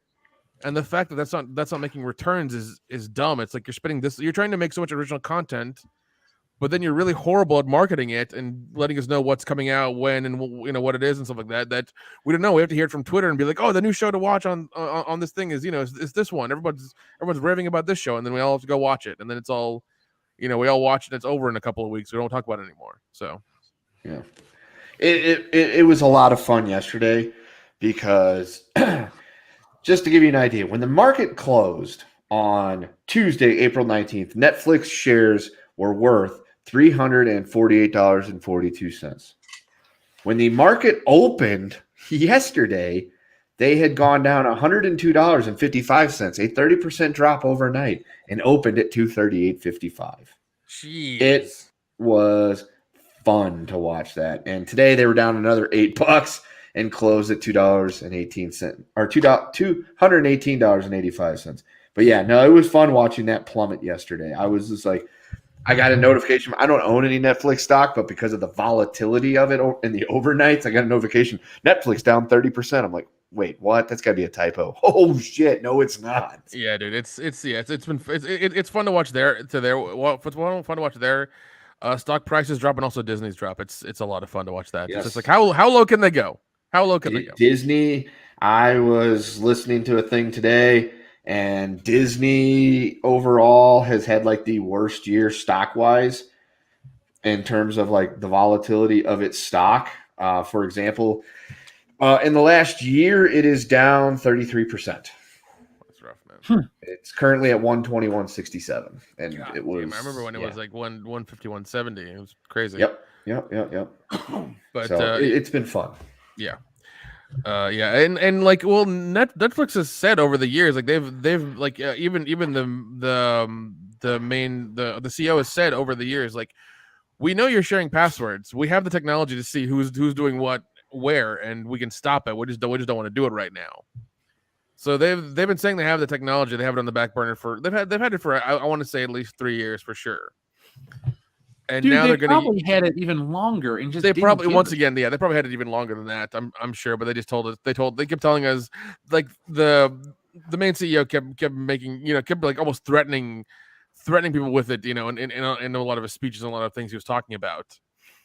And and that was kind of thing. It's like, oh, you're gonna do that. It's like you don't see any other VOD company talk about that. It's a thing they have to deal with, and I'm sure they have it, budgeted into their into what they do. But Netflix, for some reason, like, it's a plight against them if you share your fucking password. It's like, this is how this shit works, man. What do you think was going to happen with this? Like, when your prices start going up and you start asking for too much money, you start getting towards like, above $10 and almost to $20 a month. It's like, no, it becomes difficult to justify having the service when we don't watch anything from it. And even then, if we're sharing it amongst like 3 or 4 people, it's like, yeah, we're all gonna, share the password, and we're gonna share the passwords with other people, and it's gonna be that's how we're gonna watch stuff. And yeah, it's really, really dumb. And even then, and even now they're legitimately talking about putting ads on the lower subscriptions.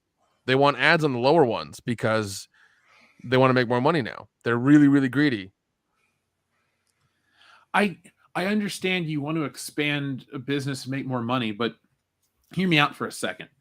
Maybe instead of having the most bullshit catalog available on streaming, maybe you could have focused on, not put like all your original content at the forefront, because I'm sure it made money and made sense at one point in time, but it's also, as a consumer, and this is where I have the right to say the shit, it's what keeps me from wanting to continue to keep Netflix, because it's been, oh, it's great that you have all this money that you can make your own shit, but when you're making stuff that doesn't appeal to me, to the point when I see the little red N, to not watch it. Like, I don't watch any Netflix original films at all. I've been burned. I've been turned off. Oh, yeah. And it's nothing to do with, being angry or being, crazy and looking for messages and shit in their entertainment. It's just you've consistently made movies that I don't give a shit about.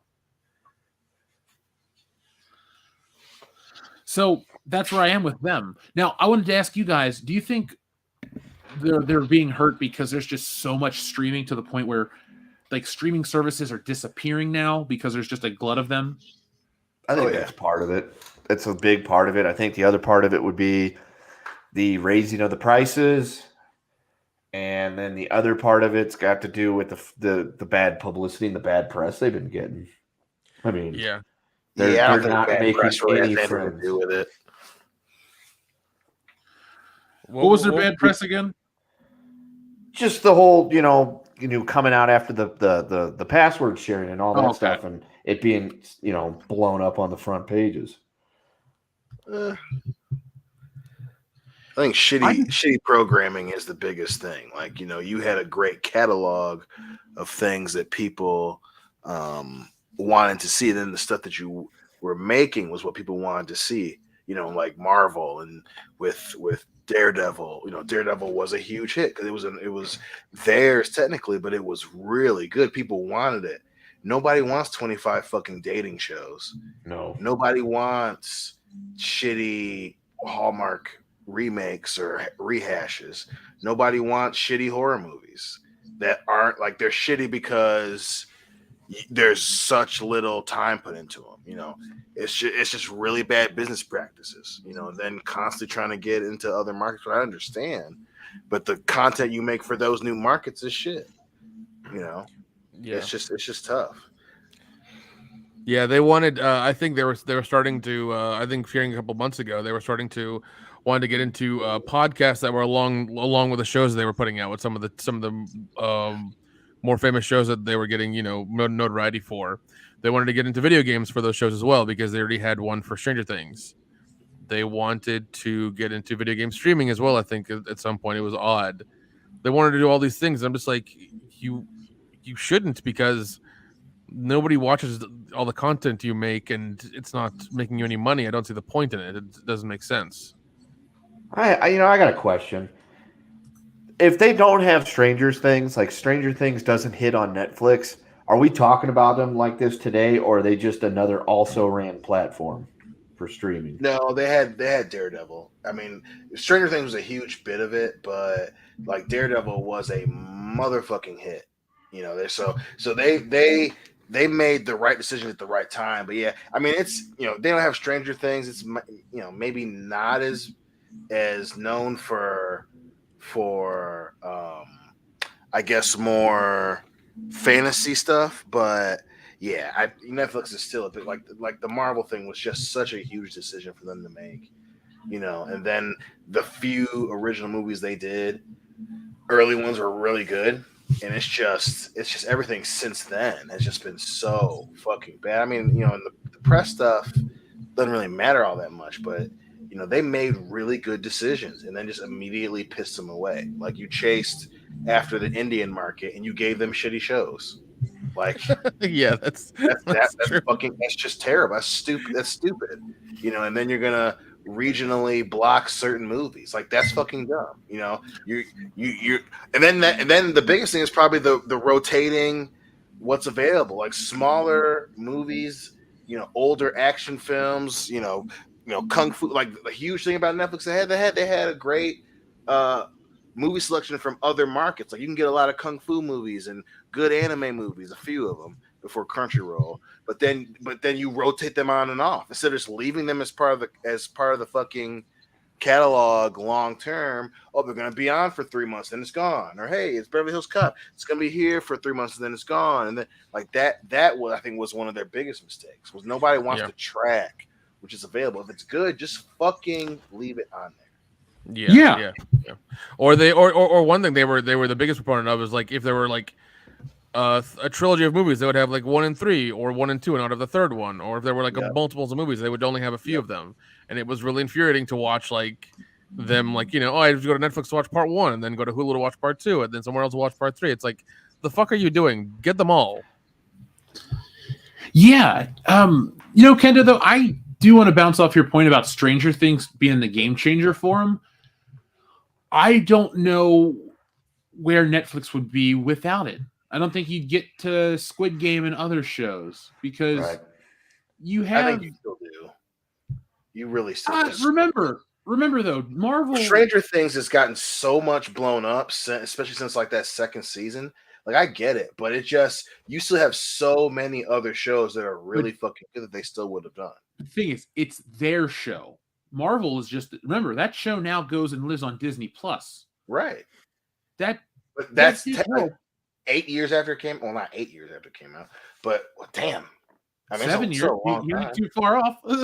Yeah, shit, that fucked with me. God damn. We're old. No, don't you have to say that. God damn, that messed with me. Wow.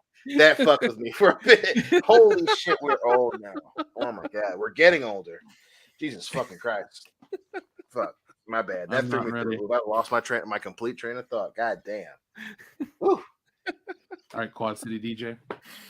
Well, I mean, look at like one show they had I think we all loved was like they killed that after 2 seasons. Like that was a good fucking show. Yeah. Did it even have 2 seasons? Yeah, only 2 seasons, and then it was gone. I thought it only had 1. It may have only had 1. I heard it was 2. I don't know, but it was extremely short run. It was a really really good show, and it was just gone. Well, look, last year Netflix was going hard with their He-Man show, and Netflix even had this weird, and we talked about it here on the channel. They did like a Comic-Con presentation last year. So Netflix is kind of hurting themselves. Actually, they're one of the reasons why they're, you know, at a loss because they tried to expand to a point where they don't even know what they're doing. And I don't know if you saw this yet, Nick. In the light of today's announcements of the big losses, Netflix is dropping animation. Oh wow, I have not heard that. So according to the Wrap, Netflix director of creative leadership was let go, along with several of his staff. Not only that, but several high-profile animated series have now been canceled, oh no, motherfucker! Wow. Including the long-awaited adaptation of Bone, the critically acclaimed comic book series from Jeff Smith. That's a shame. Yeah. There was also an animated adaptation of Roald Dahl's The Twits, which has been canceled. And let's see. These cancellations come amid rumors of a changing direction at Netflix. We want to be the home for everybody's favorite show, Rinda originally told creators. But this mantra was replaced by, we want to make what our audiences want to see. Mm-hmm. You haven't done that for like fucking 4 years now. I'm sorry, but you haven't. You know, all these fucking dating shows, they got insane with that shit. They went the other one, you know, now it's just awkward. You know, no one gives a shit about reality TV has its place, but the Kardashians went all the way down to fucking Hulu. Now it's not the time to make reality TV. They're on there now. Oh god. Yeah, man, which is wild in of itself. But like now is not the time to have a plethora of reality TV shows. Like you have a couple good ones, and that's your market. But they flooded their platform with The Circle and The Decision and The Ultimatum and The Bitch in the Room and all this other stuff. And it's like, what? They just need to have one called "Who Wants to Date This Bitch?" Exactly. You know, Netflix right now is like Canon in the end of the 80s. Like they're just pumping all this shit out. Yeah. And you know, and goddamn that that's what I was thinking of, you know, because we were about to have a interesting back and forth there before I fucked it up with realizing how much older we are. But fucking, you know, you brought up, you know, we brought up the Stranger Things stuff, but how much of these shows did they come up with that weren't good. That's what killed canon. You spend a bunch of money on these projects that aren't good. Fucking Red Tape, with The Rock and Ryan Reynolds. You had The Rock and Ryan Reynolds, and that's what you made. Yeah. You brought up He-Man. That could have been the next game changer, but you gave it to Kevin Smith, whose head is so far up his ass, he doesn't know what shit smells like, and it sucked. Like if He-Man, if She-Ra and He-Man were good, the conversation, no one cares about what the message is, but they were bad. That's why they failed, and it's project after project after project was fucking dumb. They had that weird Lost in Space fucking sucked. Oh yeah, they tried reviving that too. Yeah, and you have what is this? The shitty Blind Spot 2, Lost in Another Blind Spot. That movie was fucking terrible. You can't make these huge products that cost money and they're bad. That's a canon decision. That's WCW. Don't get me wrong, the shit with Cuties was bad for them, but like people get over that when you what do we say in the NFL all the time, Kendo? When winning solves everything. No one gives a shit unless you're winning. Publicity doesn't matter if people are preoccupied with your shows being good. And yeah, don't get me wrong, Stranger Things was awesome. Even they play on nostalgia a little bit hard, but god damn, like you can't bat 2 for 10. You gotta fucking bat 7 out of 10, 9 out of 10. So much content on Netflix right now fucking sucks. And then you take away the good stuff that we want to see. Yeah. Every time it would come on Netflix, Jeff and I would text at least once or twice a month about Beverly Hills Cop shit because it was available on Netflix. And then they keep taking that shit off. Dude, when Beverly Hills Cop was on Netflix, I watched it 100 times. Yes. You and I would randomly be like, yeah, man, fuck, I turned on Beverly Hills Cop while I was fucking around the house. Yeah. Like people do that. Like that's a cultural thing. And Netflix took it away. And you replace it with shitty content. Come the fuck on. You fucking made a shittier version of Love Island. What are you doing? Just show Love Island. What are we talking about here? Not to mention the weird part 2s they've done, like fucking Kindergarten Cop Part 2. Yeah. Undercover Brother Part 2. Yes. What the fuck was it? They did Inside Man Part 2, which I watched and I was like, the fuck is this? I couldn't, dude. That's holy shit, Nick. I thought about you when I watched. I know that Nick watches the first one.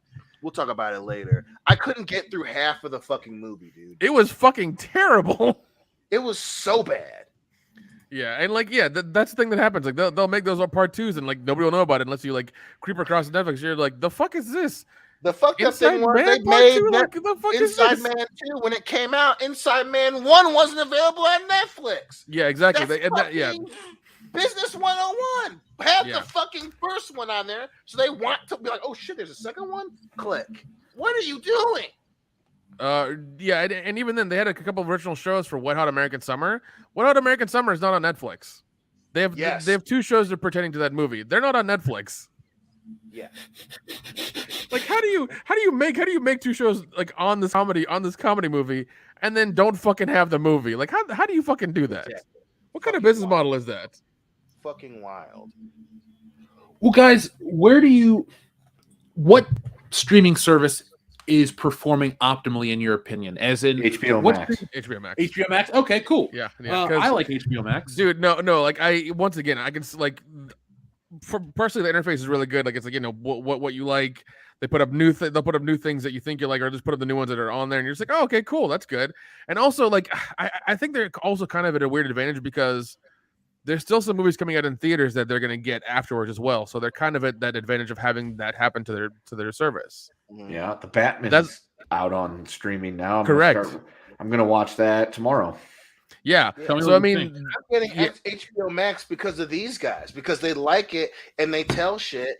And obviously, I'm like, fuck. And I know the Matrix. I never saw that. Plus, Dion. Guess who's a part of the company that HBO Max belongs to? DC. All DC. So everything. Oh, yeah. anything fucking DC is on That's HBO. 100% true. 100% true. And it's not like it's ever going to go away because they fucking own it. Yeah. Yes. Yeah. Because it's Part of Media. Warner. Yeah, because now it's Warner, Time, Media, Conglomerate, Big Discovery Cock, or whatever Plus, it's called. whatever.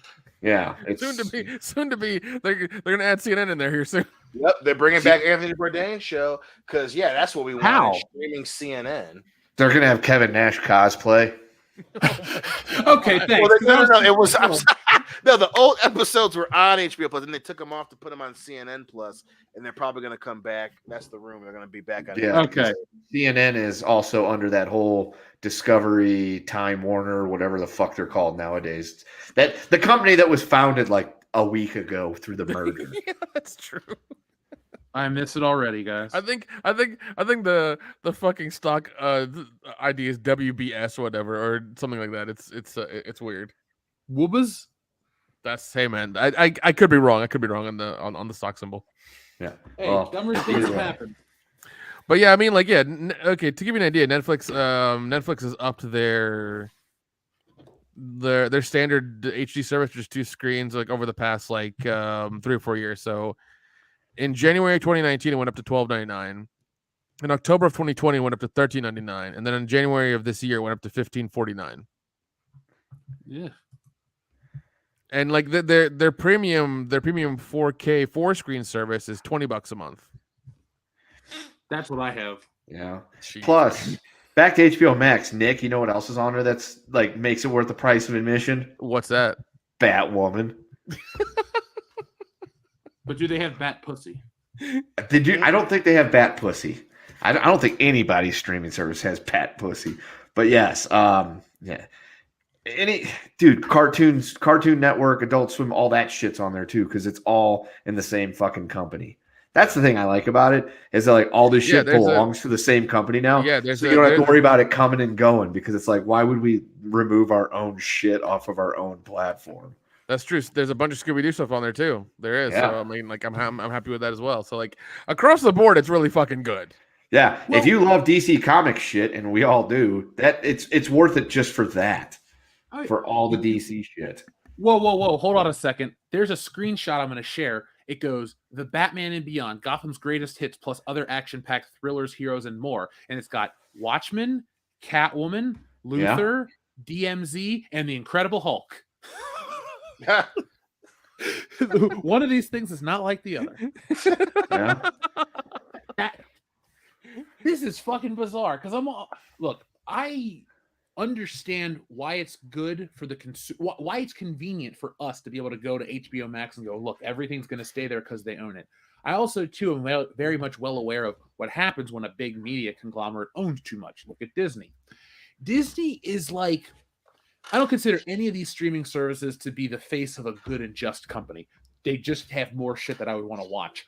Disney Plus is like, it seems like a streaming service you keep for your kids.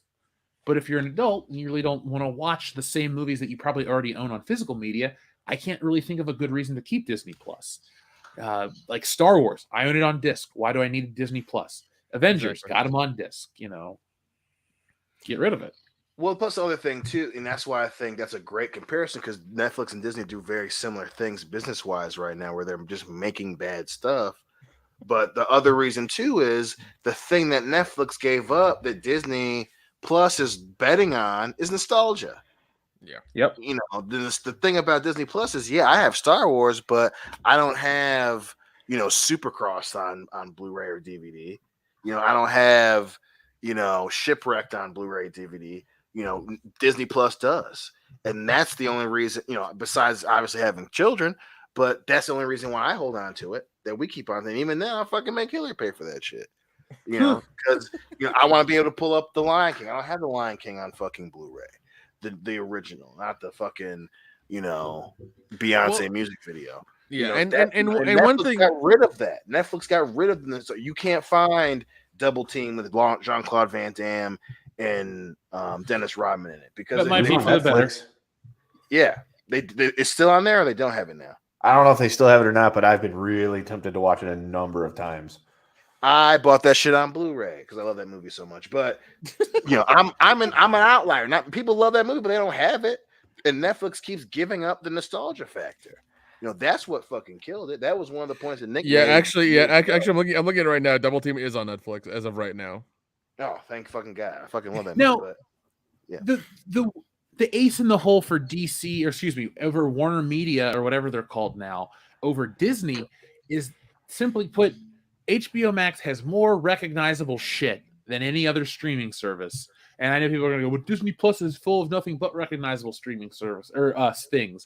Yeah, but the variety's not the same.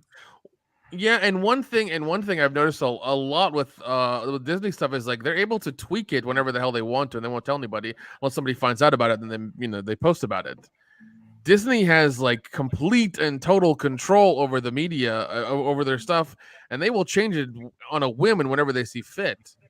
And that I don't like about Disney Plus. That I'm not a fan of. I haven't seen it happen on HBO Max yet. I haven't heard anything about that. That's their thing. They're fucking with their nostalgia that they have. Yeah, and I mean, like, if you fuck with the nostalgia and people like have the original version on like tape or whatever or DVD, and they can pull that out and be like, oh, this is different. Fuck them. They'll do it. Like, well, look at Roger Rabbit. How many times have they altered Roger Rabbit? Jeez, man, it's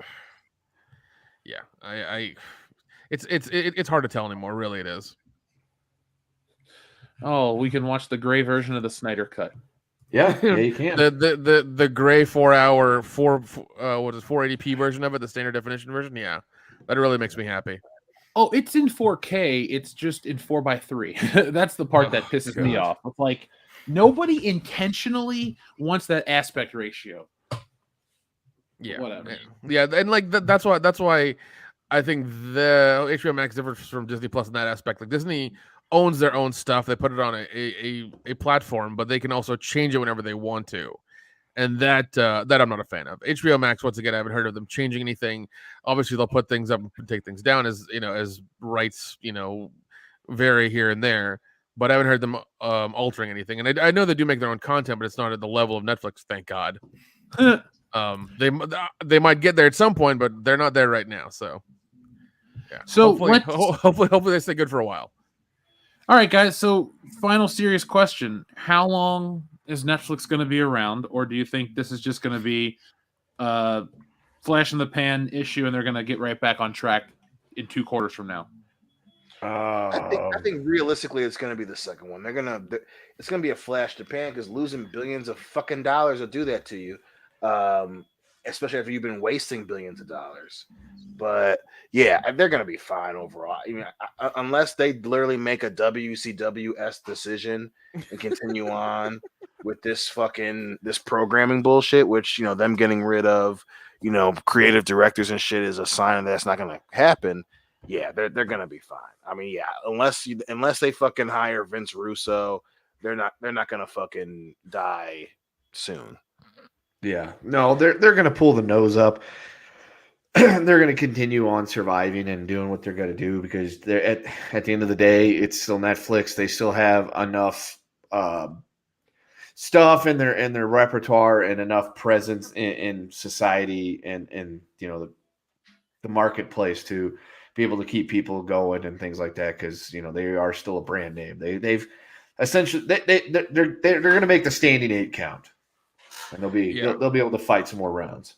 Yeah, they're part of the cultural narrative. They're part of the lexicon. They're part of that now. Unfortunately they are the new Blockbuster. So it's kind of just like, how long can they go? How long can they go until they have to sell everything off and then be merged into another company?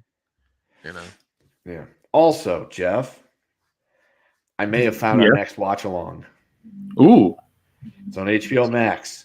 It stars one Terry Bollea, 3 ninjas, High Noon, and Mega Mountain. Oh my god! Oh Dragon. my god! That also has our favorite actor in it, Kendo. Miguel Nunez Jr. I think it's Ernest P. Worrell, but okay. Oh well, let me find out. I'm pretty sure he's in that one because I know it was Hulk Hogan and Jim Varney. I'm pretty sure Jim Varney is in this movie, so yes, we have to watch this. Yep, that's what I thought. It has a 2.9 rating on IMDb. Yep, it's right in our alley. Yeah, this is. If there's a thing, if we had a wheelhouse, that's it. Hulk Hogan, Jim Varney, 3 tiny ninjas in a fucking amusement park. Yeah, we're sold. It is also the final movie for Victor Wong, the actor. Oh God, What a good way to go out. dude! I remember the Three Ninjas like series. It was so fucking weird. Like they would come out every year, every couple of years, and I think there are like 3 or 4 of them, and it's just an odd series. Oh, I loved the first Three Ninjas. That one was the best. Oh, dude, it was so good. It was so much fun. yeah. As a kid, we had Three Ninjas kick back on tape, and we would watch that regularly. Yeah. But back to Victor Wong, here's a little bit of tragedy to his life. The day that he died was the 12th of September, 2001. So I guarantee you his death did not make any fucking newspapers. Wow, that's rough, man. That's rough. Isn't that what happened? Similar to Twee Tran from Power Rangers? Yeah, she died around the exact same time as that, and because it was so close to September 11th, like there's no publicity. Yeah, she died a week before that. Yeah. Oh shit! Here you go. Three Ninjas High Noon at Mega Mountain on Rotten Tomatoes, 0%. Is that the movie that stars Pee Wee Herman as Tum Tum? No, never mind. Look, there's a YouTube. Thank you. Nick might know what it is. There's a YouTube video called "The Juggernaut Rangers," and it's somebody dubbed over the Power Rangers. I'll play a clip later, but they dubbed over the Power Rangers with the Juggernaut bitch guy, and they talk about that stuff. So we gotta watch it later. Well, anyway, folks, if you want us to do a watch along for Three Ninjas High Noon at Mega Mountain, let's go ahead and get some ones going in that chat. Oh God, yeah, because I remember that. I remember him in the commercial. Like he was like Jim Varney was the bad guy, and like Hulk Hogan was his henchman. I'm just like, this is fucking ridiculous. I want to watch this. I had so much fun last week watching Hulk Hogan with all those gremlins in the theater. Oh my God, that's got to be close to being one of Jim Varney's last movies too. Because if that came out, I want to say he died in 2000. Yeah, I want to say it was. I think he may have done one other thing before that, but I think it's one of his last films that he's done. Yeah. Yes, because in 1999 he was in Existo, Treehouse Hostage, and Toy Story 2, and then he was in Nothing in 2000 for a very good reason, and in 2001 he had 2 posthumous releases. Atlantis. Yes, Atlantis: The Lost Empire, and Daddy and Them. Yep. I just saw Atlantis for the first time this past year. Solid movie. Kind of sucks that it didn't make more money, but whatever. I don't know what else to say. But yeah, it was weird watching that because I knew that Jim Varney had been dead. I was like, wait, Jim Varney couldn't be in this movie. He's already dead. And I'm like, oh, wait, posthumous release. But it was a little jarring. Yeah, it is. Yeah. It's been 22 years. I still miss that, man. Yep. Is he your favorite childhood actor? Oh, of course. Easily. My childhood without the Ernest movies is a different childhood. Oh, definitely. 100%, man. It is him and Robin Williams. I put them up there, as like two of the big ones because I watched them a lot as a kid. Yeah. I don't know what came out first, but I know for a fact that I saw Ernest Goes to Camp in a movie theater with my grandparents. So if that came out before Harry and the Hendersons, that was the first movie I saw in theaters that I can remember. Yeah, I just had a bunch of really awesome, weird mom and pop video stores near me growing up. So they had all the Ernest movies. They had like a small Ernest section, and that's how I knew about them. Like, and like I would see his commercials every now and again on like the Mountain Dew commercials he'd done and everything like that on TV. And I was like, who is this guy? And I saw him in the video store, and I got his movies, and yeah. He was the shit, man. I loved him. Yep. You know what I'm saying? Yeah. Mm-hmm. Hey, Vern. Let's check in with the audience, guys. Netflix ultimately, I agree, they'll be fine. But with so many streaming services, I find myself buying more and more physical media, and I'm ready to go back to just buying 1 or 2 movies that I like and watching those. It's the what is it? The paradox of choice, where I have too many options in front of me. Dude, right now I'm currently rewatching Third Rock from the Sun for like the 3rd time, I think. Great show. Yeah, and that's one of those shows that like I didn't know about until 2 years. I knew about it, but I didn't actually watch it all the way through until 2 years ago. And I'm just like, I slept on this fucking hard. This is such a good goddamn show. It's the comedy is spot on. I fucking love it, man. It's so good. My favorite episode is still actually it's not my favorite episode. My favorite bit is the one where the big giant head gets picked up at the airport, and he says to Dick, Dick's like, "How was your flight?" He's like, "It was great, but there was something on the side of the wing." And he goes, "That's strange. The same thing happened to me." And that is absolutely I know the that best episode. I couldn't stop fucking laughing at moment. that either. It was so fucking good, John Lithgow was great. dude. Yeah, that's definitely his best work. Definitely Well, I mean, one of his underrated too. Yeah, and completely. yeah, and all of them on that show, just like giving it 100%. You can see it in you know, in the acting, especially, you know, they're just giving it their all, and it just makes it very believable of them being like fucking aliens. I'm just like, yeah, this is how this would probably go down, and it's just so funny watching them. Oh man, it's great. I love it. God damn, that show came out on January 9th, 1996. Cool. Oh. Well, at least I know what I was doing on January 9th, 1996. I watched that show every week. That was appointment television for my family.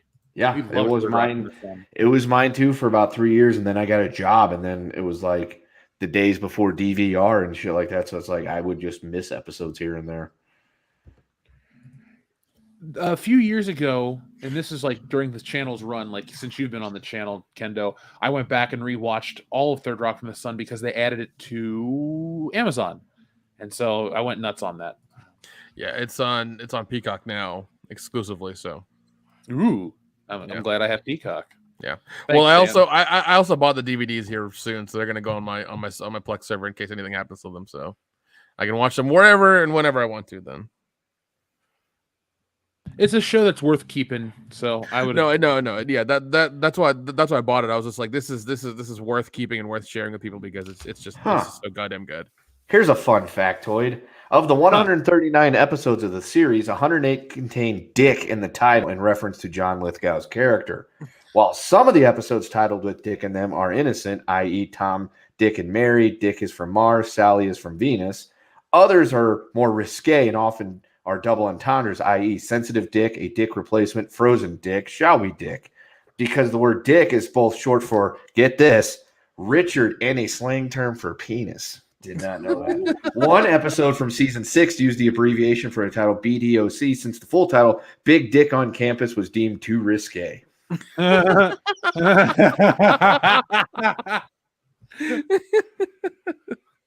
they really pushed up against that wall, man. I got to go back and rewatch this show now because, god damn it, it was fun. It was. It's so fucking good. You won't regret it. I won't. It has a great theme song too.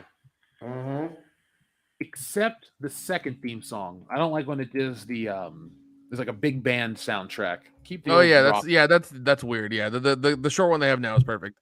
But yeah, Dr. Coffin Nails. I think we're friends somewhere, buddy. We can talk about the whole Plex server thing. I'll help you out, man. It's not a big deal. Motherfucker. So guys, let's check in with the audience again. Nick, press a button or pick a number, please. 7. So have you ever done DMT?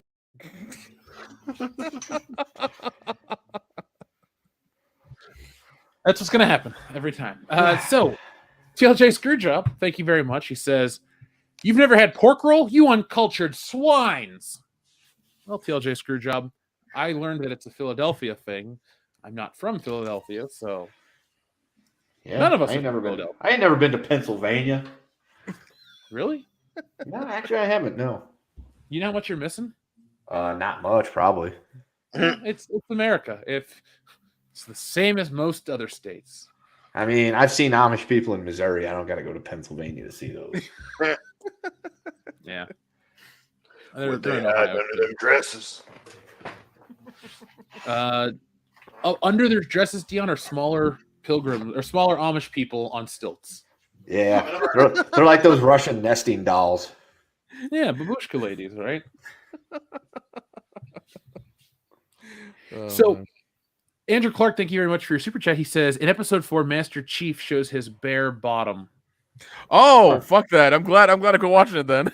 Yeah, nothing like some Spartan ass, right?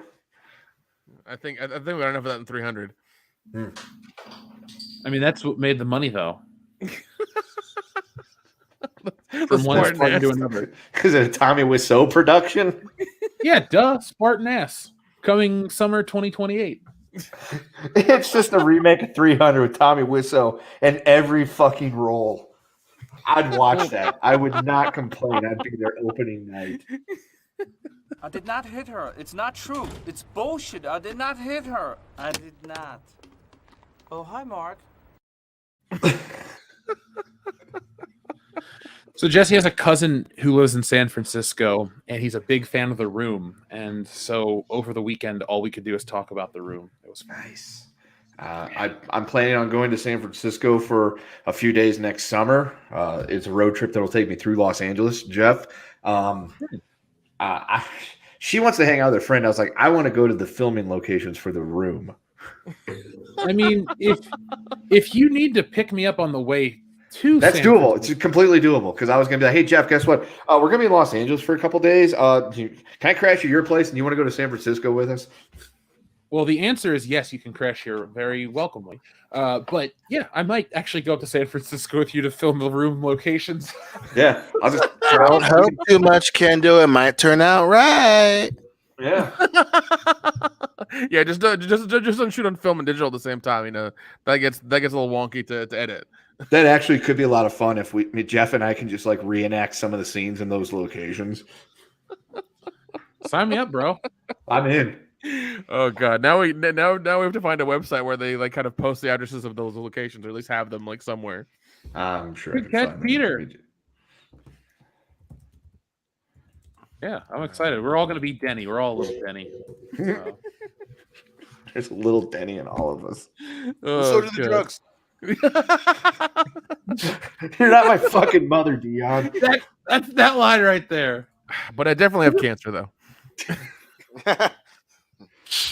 Was it last week we watched The Room Power Rangers or something, right? Yes. Yeah, that was. I was going to pull that up, but I can't find it. So shit. God damn, that was fun. Well, it'll probably save us another copyright strike, so that's good. That's true. Andrew Clark, thank you very much. TLJ Screwjob says, I just got here in time for the pork roll. Blasphemy. But why in the love of fuck would you try to mess with Iron Mike Tyson? Well, that'll be our next the guy was a complete moron. That's why. Oh Yeah. god, there's so much stuff floating around about that. It's like his fun teeth. stuff. True. TLJ Screwjob, thank you very much again, says, the numbers and the cards don't lie, and they spell disaster for Will Smith when he tries to fight Jeff. Yeah. Funny story. Will Smith lost a job with Disney, Disney's Disney's thing, National Geographic, something called Pole to Pole, where they were going to have him travel from the North Pole to the South Pole and do a documentary about it, because that's what Disney does.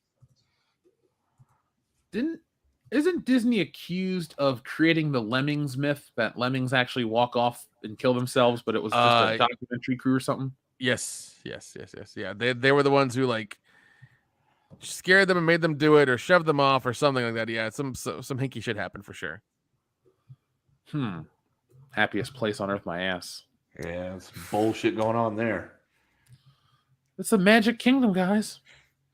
Magically terrible. Yeah. Keep watching, folks. We'll talk about that in our next segment after. But back to the audience, we have our friend MJ1 Media who says, so you won't watch Predator, Carl Weathers dies. Yeah, I haven't seen it since 92, bro. It's an event. The fact that his arm keeps firing the fucking gun after it rips off. Yeah, watching that as a kid, that was really fucking jarring. I was like, what the fuck is going on? Yep. Yeah, I love how Predator is the movie that's so many people's childhoods when you knew about gruesome deaths. Yep. Like every movie that people can point to is like, yep, it's when I watched Predator and watching them all fucking die. Well, because you either had negligent parents who let you watch it and you didn't know about it, or good parents who let you watch it and didn't really care, or you had asshole parents who never let you watch anything. Yep. Those are the choices. And you found a way to somehow get a chance to see it. Yeah. You put it underneath like the 2 Disney movies for your brother, and Watching hopefully Bill they Duke's did. head get fucking exploded at the camera. As a Yeah. small child, like, what? Yeah. And you watch it as a kid, and you're just like, the fuck is going on? And then you have nightmares for like 3 weeks solid for some They were reason. skinned alive. I want to watch it. It's been long enough. Yeah. 20, almost 30. It's been 30 years, so I can do it. I can do it. Yeah. Yeah, you could. I I'm remember we psyching watched it myself. for a hangout, and right when he rips out Billy's spine, your phone, you had the text tone when Zelda. Zelda, yeah. And right when he pulled it out, someone had texted you or something, and it went off. He rips it off. Da, da, da, da. Yeah, fucking prime memory. Holy shit! I couldn't have timed that better if I tried to. That was just Oh, it was so fucking funny. the fact that I remember it too, because we all everyone looked at me, but no one was mad. They were all just like, dude, how? It was just really weird. Because that was Schwarzenegger Saturday. That was So folks, Dion and I met our freshman year of college, but we kept missing each other. So we made a concerted effort to hang out more. And so that was one of our first things. We're like, dude, we're doing Schwarzenegger Saturday. I'm going to come down to your apartment. We're going to drink. That was when Toe faked having diabetes. It was a good time. I think he sent me a Snapchat the other day. I forgot to look. Him and Hedge Dick together?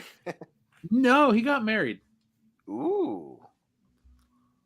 Yeah, he did not marry Hedge Dick. Or, by the way, folks, her name is Hedgecock. So if you're wondering why we keep calling her Hedge Dick, her name is Hedgecock. And Dion used to troll the shit out of her. Not far off. Yeah.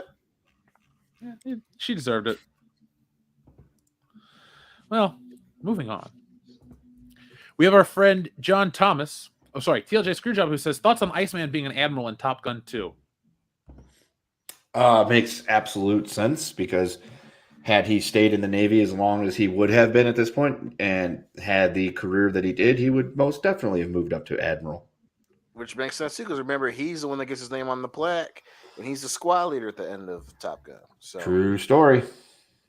When does that come out? May 27th. Oh, nice. Yay, yay. Nice. Yep. I will be there. Day one, first showing? Oh, yeah. Day one is H-type shit. I've already told her, I was like, look, this movie I've been looking forward to for 34 years. I have to go. You'll be fine for a couple hours. So, You're right. I will be there, and I will watch it the day that it comes out. It might be after work. I don't know yet. I have to see what the scheduling is going to be, but chances are leave work in the afternoon, go straight to the theater, and go watch Top Gun Maverick. And then go home and be like, that movie was everything I hoped it would be. My life is different now. I'm leaving you and the kid. Oh, God. They're called orders, David. Damn. I must now pursue the goal that I had as a child and become a naval aviator. Fuck. Too old, too late. Yeah, I know. Thank you for your service. You're welcome. Stolen valor.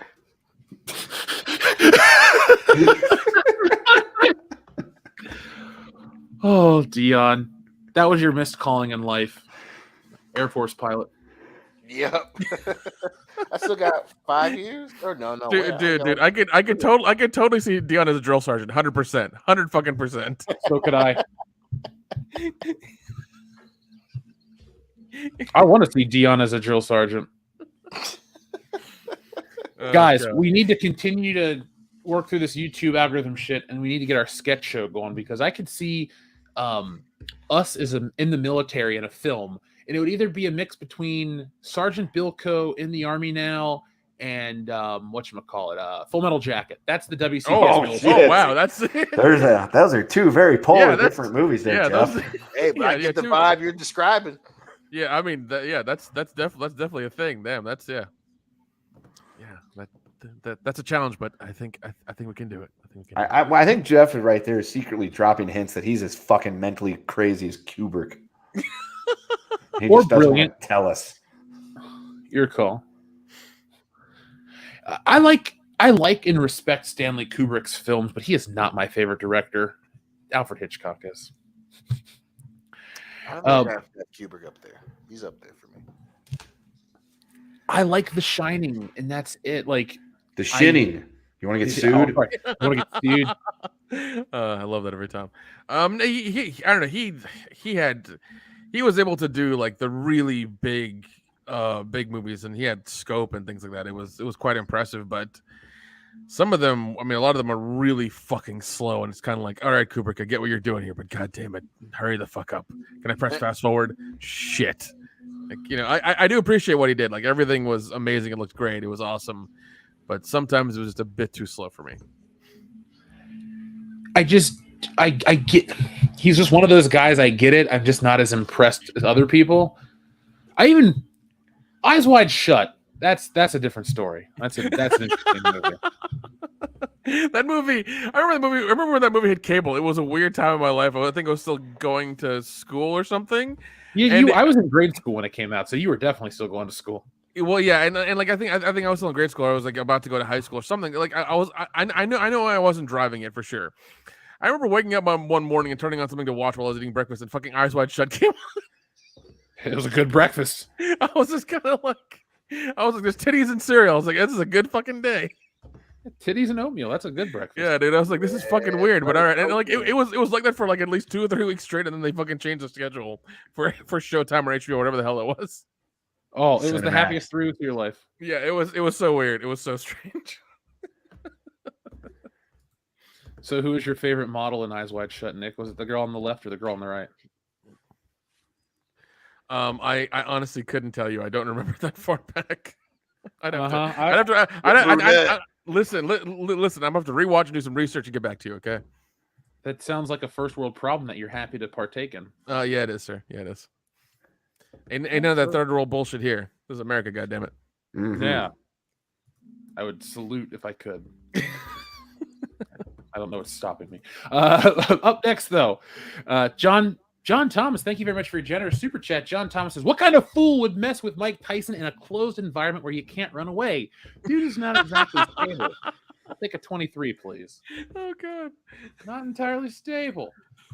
Yes, I agree. It's fun to talk a big game on the internet, but the four of us are never going to pick a fight with Mike Tyson because we're not. Exactly. I respect him too much. If we're an opponent of Mike Tyson, we'll all be amongst us like, dude, that's fucking Mike Tyson. Should we ask him for like a picture and autograph? Yeah, I mean, that's what I'd be doing if I ever saw Mike Tyson. It'd be like, sir, I fucking loved you as a fighter. I think you're fantastic. Your mystery show is great. Dude, can I just get a picture and an autograph? And that's all I would need. I want to thank him personally for helping stop that asshole Shawn Michaels from reigning terror down in the WWF. Right. So there's that too. I would want to thank Mike Tyson. Yeah. And honestly, if he was on a plane and he said no, I wouldn't be offended. I'd be like, all right, cool, you're on a plane, I get it. You just want to kind of chill out and relax. It's all good. You can't go wrong with titties and cereal. It's a perfect combination, says Miss Ninja Julian. Yeah, it was. Yeah, we had. I think we still had illegal cable at that time. So yeah, it was like I think we had like fucking Showtime West or some shit that was on, or HBO West or whatever, and it was on early in the morning. It was fucking weird. It was so fucking weird. HBO West is the best HBO. I loved being when I was a kid, and they would go on vacation, and they would have regular HBO and HBO West. So you're like, I don't know, let's say you're watching Independence Day, and for some reason, 3 hours later, you wanted to watch Independence Day again. I love that. Dude, yeah, no, I did fucking love that. I remember doing that a lot as a kid. I was like, yeah, this is on. Holy shit, 3 hours is on again. Awesome. Dude, there was a point. There were certain movies that are so long that, like, by the time they'd be ending on the East Coast time zone, they're just picking up in the West Coast. Yep. You could watch like Harry Potter nonstop if you really wanted to. Yeah, that was awesome. Harry Potter was fine, Nick. No, I'm saying the situation where like the movie was long enough was awesome. I know. I'm just I'm being difficult because it's fun. Our friend Ash Lockhart, thank you very much, says, speaking of story, I enjoyed the concept of the Joker being Batman's brother from the film Joker. I felt like that would work. What do you guys feel about that? I don't like it. Yeah, I don't like it either. You get into that soap opera almost like thing of it, and it ceases to become fun, and then it just becomes like a fucking drama or something. It's weird. It's strange. I'm not a. That's some fucking wrestling booking. Russo, is that you? Told you. Yeah, I wasn't a fan of that. I mean, I'm glad that was a one-off, and it was a wonderful movie. It was very well done, in all aspects of it. It was really good, but that aspect was just, I was just like, no, thank you. Yes. I liked the idea of Thomas Wayne being an asshole. Yes. Yeah. Well, I mean, we got that in the new Batman as well. Was he though? I thought it was kind of meant to be vague that Carmine Falcone overstepped his boundaries and kind of took care of it for Thomas Wayne, and Thomas Wayne always felt guilty. Like, I have to go back and watch it. I kind of want to go back and watch I think it. that was kind of what they were saying, was that it was more like he mentioned it and he was like, I'm gonna do my friend a solid. This dude talking about his woman. He can't slap him. Let's handle this shit. Well, Dion. Sorry, the cat got me distracted. Moving on. I apologize, folks. But back to Ash Lockhart's super chat, though. Batman and Joker being related bothers me. The only thing I take that back. The only way I like Batman and Joker being related is in Flashpoint universe, where Martha Wayne becomes the Joker and Thomas Wayne becomes Batman, because they're both upset over how Bruce got killed instead of them. So that's kind of as far as I like it to go. I'm also like over any kind of Batman origin or any sort of Batman retelling. As I recently reread Batman Year One, I realized that they have perfected the Batman origin, and constantly retelling it just doesn't do much. No. Yeah. Well, here's the thing. I mean, I know, like they took out the origin story for Spider-Man in the beginning of that, and that seemed like we needed it for him. But do we not need it for Batman? No, we don't, because we all know it. Everybody that's paid any attention to Batman enough to know Batman knows that his parents get killed in front of him in an alley after a movie. We all are a show of some sorts. We all know the story. Just like with Spider-Man and Peter Parker, we all know that Uncle Ben got mad about the rice thing and gets shot in the sidewalk and he watches him die. We all know the story. We don't need to see it anymore. Yeah. Spanish rice. Please don't talk about food right now. But yeah, no, like origin stories with those characters, same thing with like Superman. We don't need to know. We know what happens. Like that shit's been done to death. You can just pick up a story and go without having to fucking. We don't have to see the Waynes get shot on TV anymore. We don't have to see, Uncle Ben die. We don't have to see Kal-El getting fired off into space as fucking Krypton goes boom. We don't need any of that. We're well versed in where this all comes from. Yeah, we are. It's part of Americana. So let's stop retelling the same damn stories and let us see another story featuring Batman. Anything. Except Batman in outer space. That's something I don't want to see on film. Where he just carried around by Green Lantern or Superman. That could have potential depending on what the story is. Fair. That's a fair point, Kendo. Screw it. Andrew Clark, thank you very much, says Netflix only had Nora season 2 part 1, nothing else. What a weird thing to jump into. The second season, but only the first half. Yeah.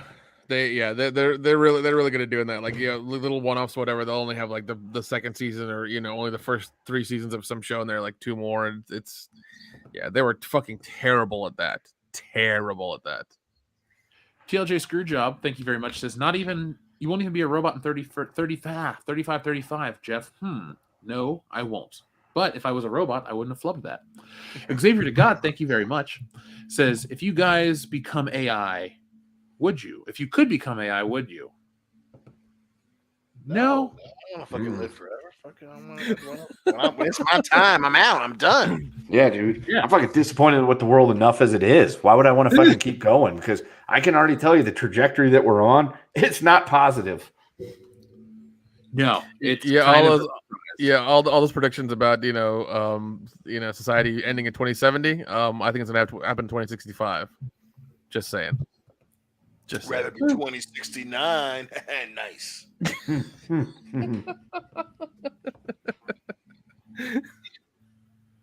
Oh gosh. Oh god. This shit. So we have our friend John Thomas, who says there was an Avengers cartoon in the late 70s or early 80s, kind of anime style with static backgrounds, characters. Oh, John, I know what you're talking about. You're talking about the Marvel Superheroes show. It's from 1966. So what it is it's a series of, it's like a 30-minute show with shorts in it about the superheroes. So the Hulk would have one, Iron Man, Captain America, Thor, and what's notable is the theme songs.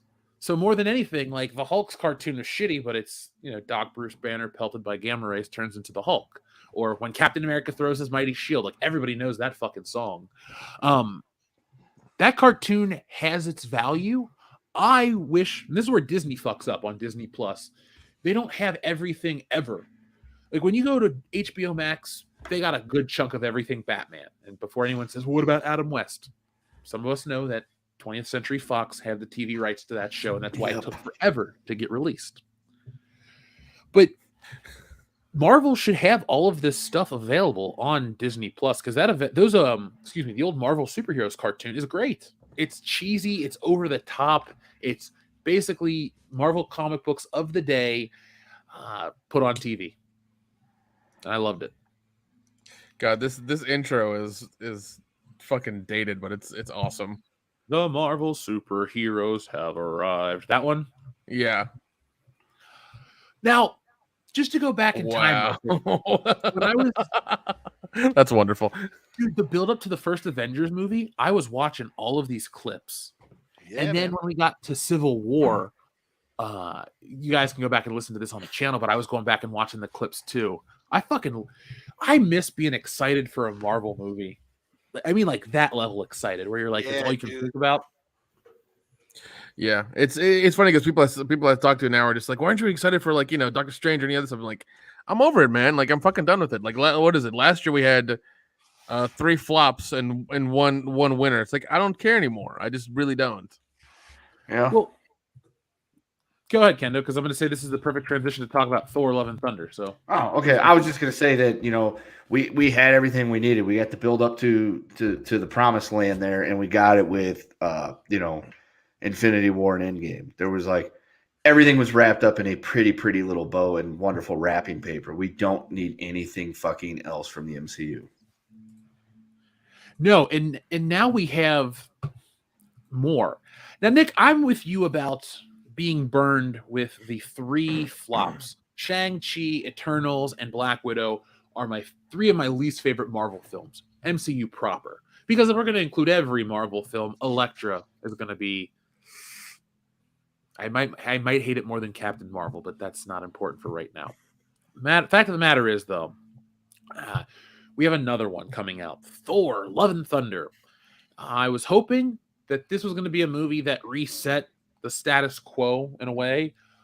What I was met with was the most nothing trailer ever. That doesn't mean I hate it. That doesn't mean this trailer was bad.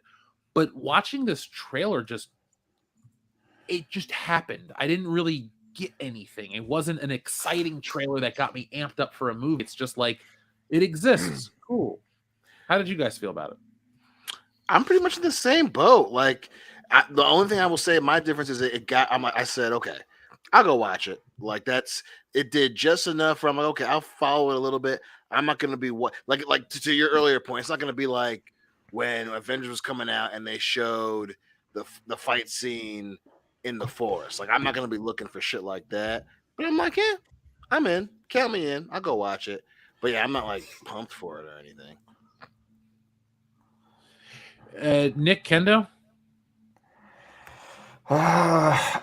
When it comes out on, streaming, I might consider giving it a watch, but in terms of am I excited for it? No. Do I want to go out of my way to watch it? No. It might be something, like I said, it's something once, it hits a streaming platform and I'm bored one day, I might be like, I got an hour and a half to kill. Let's see what's on this. Yeah, that's why I feel as well. Like it's just I've been beyond on with the Marvel stuff, and this is just like that. It's like yeah, you know, if I have an hour and a half to kill, I'll give it a watch. I don't need to watch it. It doesn't really do anything for me. I don't think it adds to the story at all. I'm sure it'll have like some sort of end credits thing we need to watch in order to watch the next 4 movies or some bullshit like that. So, but other than that, I just don't care. Just don't care, man. Like I said, guys, this was kind of a nothing trailer for me. It didn't piss me off. It just didn't get me excited in the slightest bit. Now I am in the minority here, or not here, but just in general. I prefer the first Thor movie to the other two. I don't like Ragnarok as much as other people do. Do I like it more than Thor: The Dark World? Of course, I'm not stupid. But Taika Waititi's brand of humor works for Thor. But that type of a comedy is a 1 or 2 viewing movie for me at best. And that's how Guardians of the Galaxy plays for me too. Another series of films that I very much enjoy, but that type of, I don't want to call it frenetic humor, but it's just, how do I want to phrase this without sounding like an asshole? But it's like, there's no stakes humor. Yeah. Like it's like, also, and I really like Ragnarok, but it's funny that you put it that way. Like I like Ragnarok a lot, but it really is like I'll watch it once a year type of deal. Like I'm not gonna be like, fuck, if I'm watching through Marvel proper, or it's on the list. Like no, I could skip Ragnarok, even though I really enjoy it. Same with the Dark World. I really enjoy the Dark World. I love the Dark World, but it's the same thing. Like it's like. I could watch it, 2-3 times a year. I can watch it more than Ragnarok. So it's just funny that you put it that way. Like that's really how I feel about Love and Thunder. Like, yeah, I'm excited. I like Chris Hemsworth. I'm still in the Marvel game where the big movies releases are, that's a date night for the wife and I, or that's a chill night for the wife, the sister, and I to go watch it when it premieres. Opening night, we go see it. It's fun, and then I'll see it again when it comes out. Maybe like I'm right there with you. Like I'm just a step above where I want to see it, but I'm not. It's not Avengers 1 to me. It's not Spider-Man No Way Home. Yeah, and I mean, like out of all the Marvel movies, I think the only ones I have like that are readily available to me that I want to watch are like the 3 Iron Man movies and then Ant-Man 1 and 2. Those are the ones I actually really, really like, and I will rewatch those because I love the Iron Man character. I fucking love that whole thing. And then Ant-Man is just hilarious. I think they're very well done and they're so much fun. Throw in the 2 Guardians movies, and that's where I'm at. Yeah. Even the ones that I used to love, the ones that are too serious kind of make me chuckle. And I also question, like, why was I into them as much as I was? I think seeing the big picture of Marvel has definitely changed my viewing experience as a whole. Meaning, I don't feel as good as a film goer, like, with these movies. It's not about being mad at Disney or trying to fight wokeness, but like, no, I've just gone back. It's like, I liked these movies when they came out, and now I watch them. I'm like, these weren't as good as I remember. And I'm like, what was I into? Like certain superhero movies definitely still hit, like a Spider-Man 2 or the original Iron Man. But some of the, the first Captain America, I was way into that one more than I am now. Or for example, fucking Ant-Man 2, even Ant-Man and the Wasp was one of those ones that just, I don't know, man. It law of diminishing returns for a lot of those for me. I mean, that's kind of weird. I still enjoy them as much as I enjoyed when I first watched them. My thing is going forward. But when they were actually trying to sell us Infinity War, they were actually trying to sell us the first Avengers. They were actually trying to sell us Avengers 2. I still enjoy them.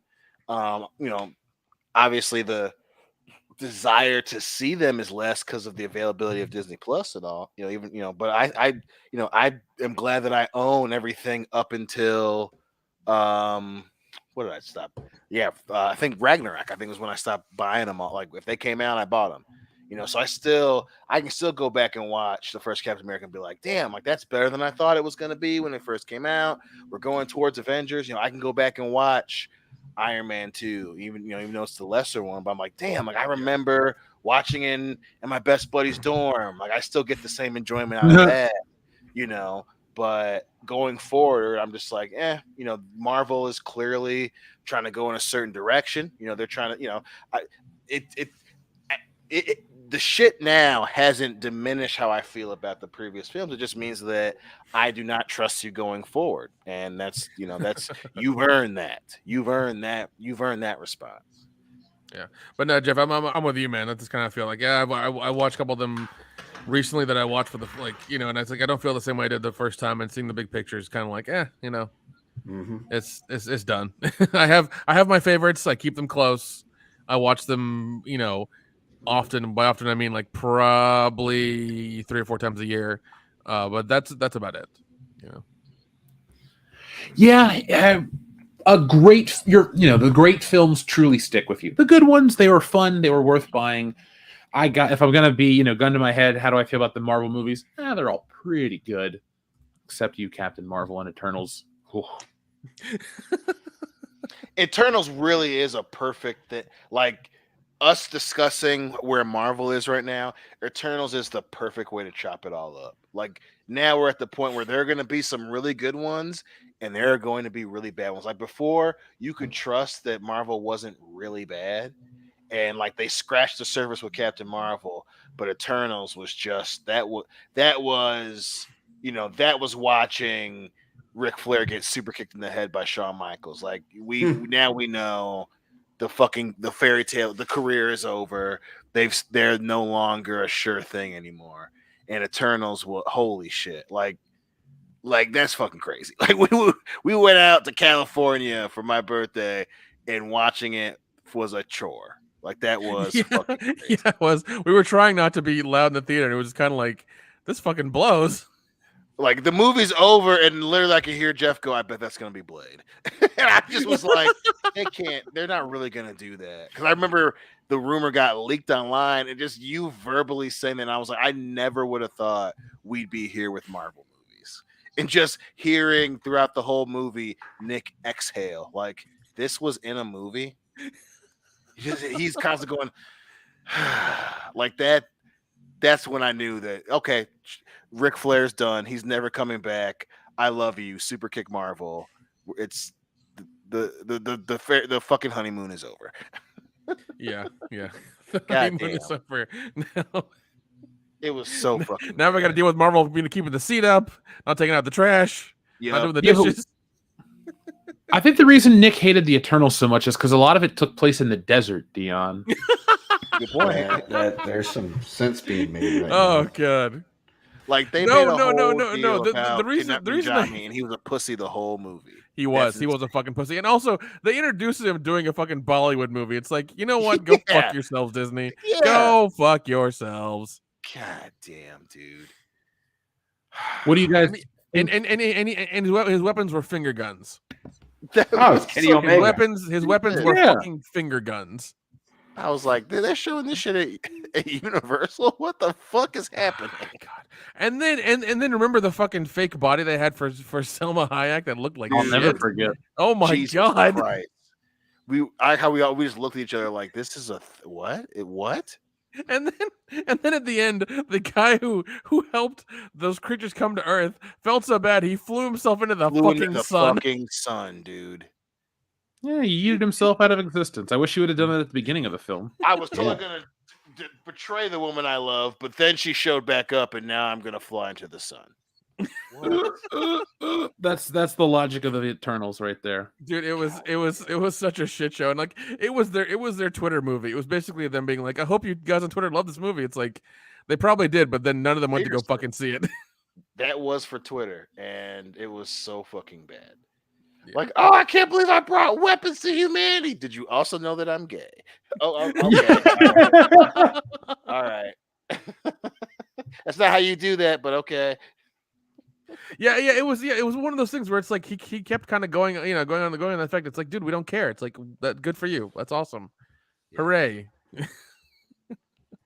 And then there was an awkward long kiss at the end. I'm just like, you've told us 3 times, that you're gay. It's like we don't like seeing it now is also, a little over the top, but we get okay, it, sure. He has a kid. Like Jesus. Yeah. How is this part Redundant of much? Yeah. Like once again, I got no problem with it, but they just kept like kind of hammering it home, and I was like, we get it. It's cool, whatever. I was like, you should have just shown me poorly naked Selma executed. Hayek. You have that on retainer. Yeah. That's what I do want to see. They're perfect beings, and one of them is fucking deaf. Yeah, I love that. They're perfect beings, but one of them wasn't that perfect, apparently. Like you can't, like who? All the idiots on Twitter loved it, and it's like, bro, they're supposed to be perfect to shape the earth, and this bitch can't hear anything. Like, what are we doing? What is the point of They that? don't know either. And she's super fast. Okay, all right, cool. So, is there anything that you guys? Was there anything you guys did like out of this Thor trailer? It just wasn't memorable enough for me to be excited. I mean, it looked like girl went to the gym.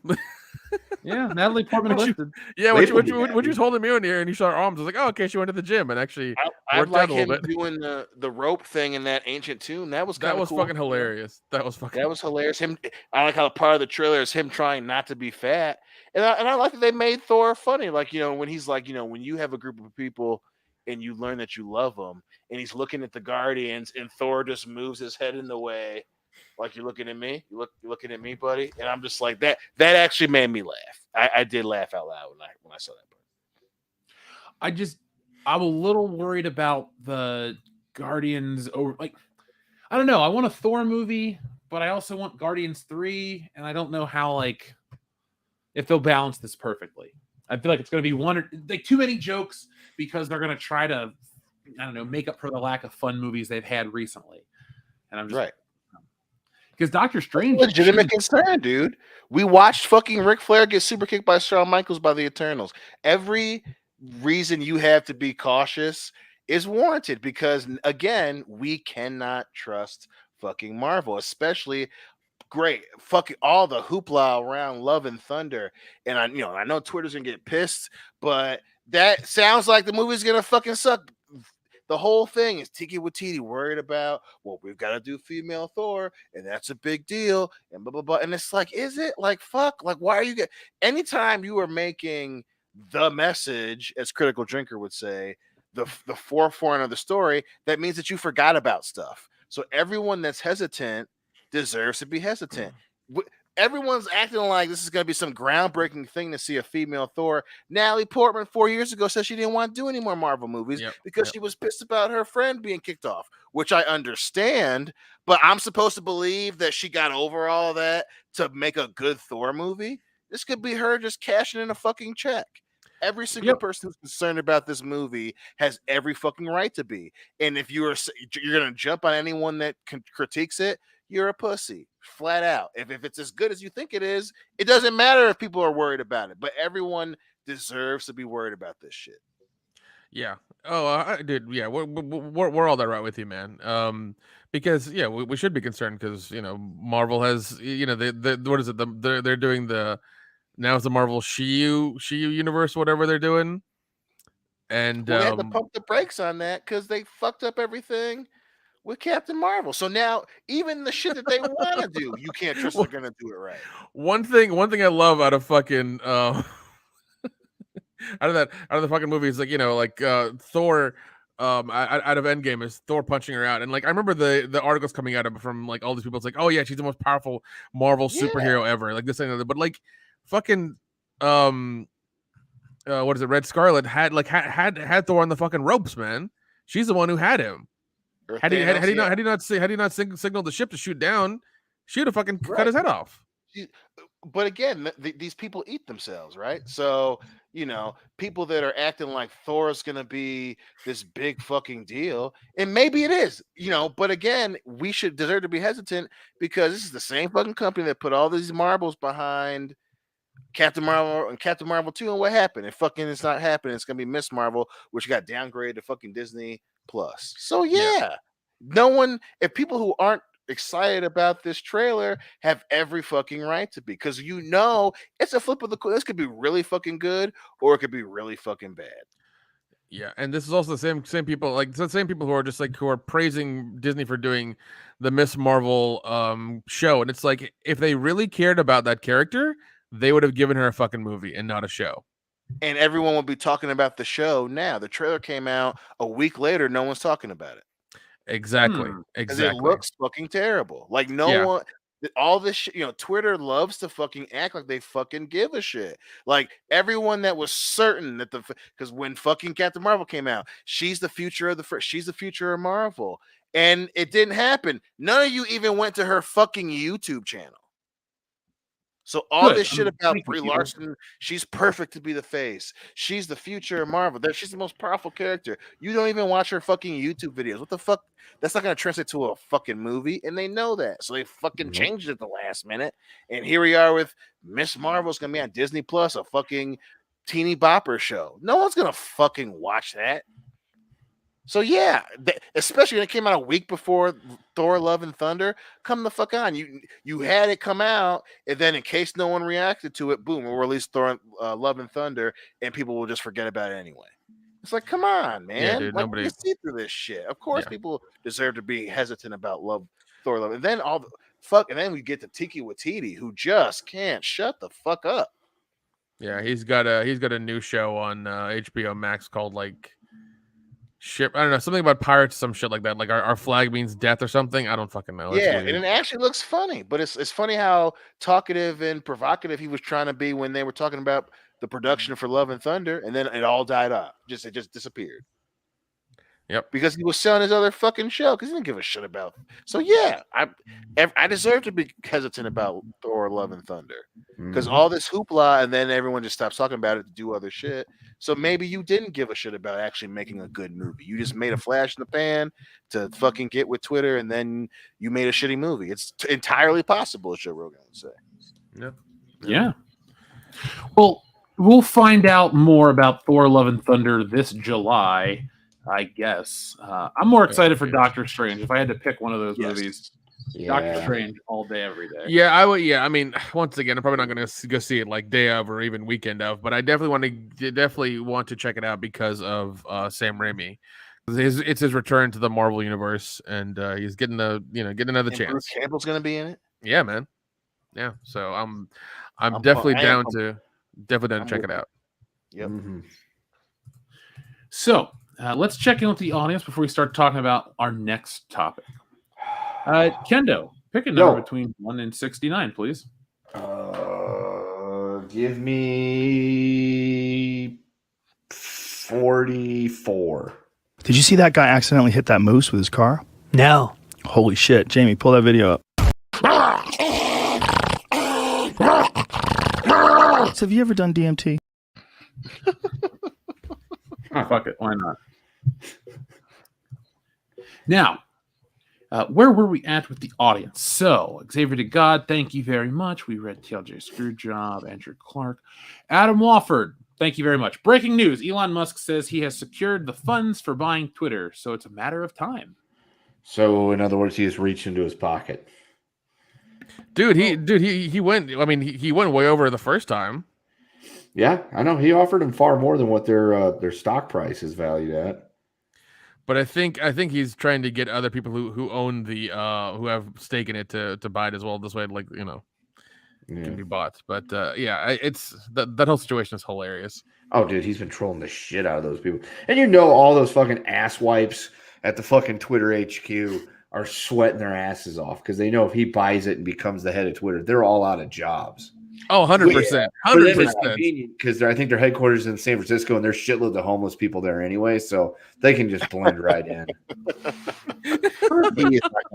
Well, I do. Well, I mean, you have to understand, like MSNBC is Microsoft's news thing, and then Bezos owns what? The New York Times or whatever?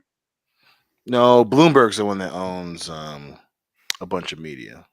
No, but like I know I'm just talking Bezos, about. I think owns the Washington Post. Washington Post, thank you. Yeah, so like him owning Twitter is like him. Like I guess he wants to own a news thing, or at least have stake in it, something like that. Yeah, he wants to. That's if he's just not doing this to get the stock price up so he can dump his shit. That's true too. That's true as well. He's done that before. Come in and buy Twitter. I don't think he gives a shit about Twitter. No, he doesn't. That's why he was. He literally did this shit with Dogecoin literally fucking 4 months ago. Yeah. Like, Elon's playing the market again. He doesn't give a shit about any of that. Well, it's funny because his company, the Boring Company, just got a big investment as well to make Yeah, more tunnels. too. Yeah, so That's gonna be interesting with this stuff. yeah, and I mean he's and like I think his delivery for his cars in the US are good. In China, they're up in the air because it's China. And SpaceX is still doing great. So he's on he's doing good. So yeah. So, Elon Musk could be the next, real life Tony Stark or the harbinger of doom for a lot of people. I like to watch. He's like my favorite rich troll. Oh, Dion, one last thing before we move away from Thor completely. Did you notice his outfit looks like Thunderstrike from the 90s? Yep, I did notice that too. I was like, okay, they're trying to throw. Watiti's trying to butter some of the true fans up a little bit to get them to watch. I was like, okay, I see you, fucking Tiki, you little sneaky fucker. Didn't work on you, did it? Yep. So we'll see, dude. We'll see. They got me just enough with the trailer. Just enough. Just a tip. Haha. So, Adam Wofford, thank you very much. Dr. Yegus. Dr. Yegus says, I'm going to need a 14 and 9. No, I had a 14, a 49, and a small shake. Yeah, I could go for a small shake. In-N-Out Burger's got good milkshakes. Oh, fuck, say it! What's that smell?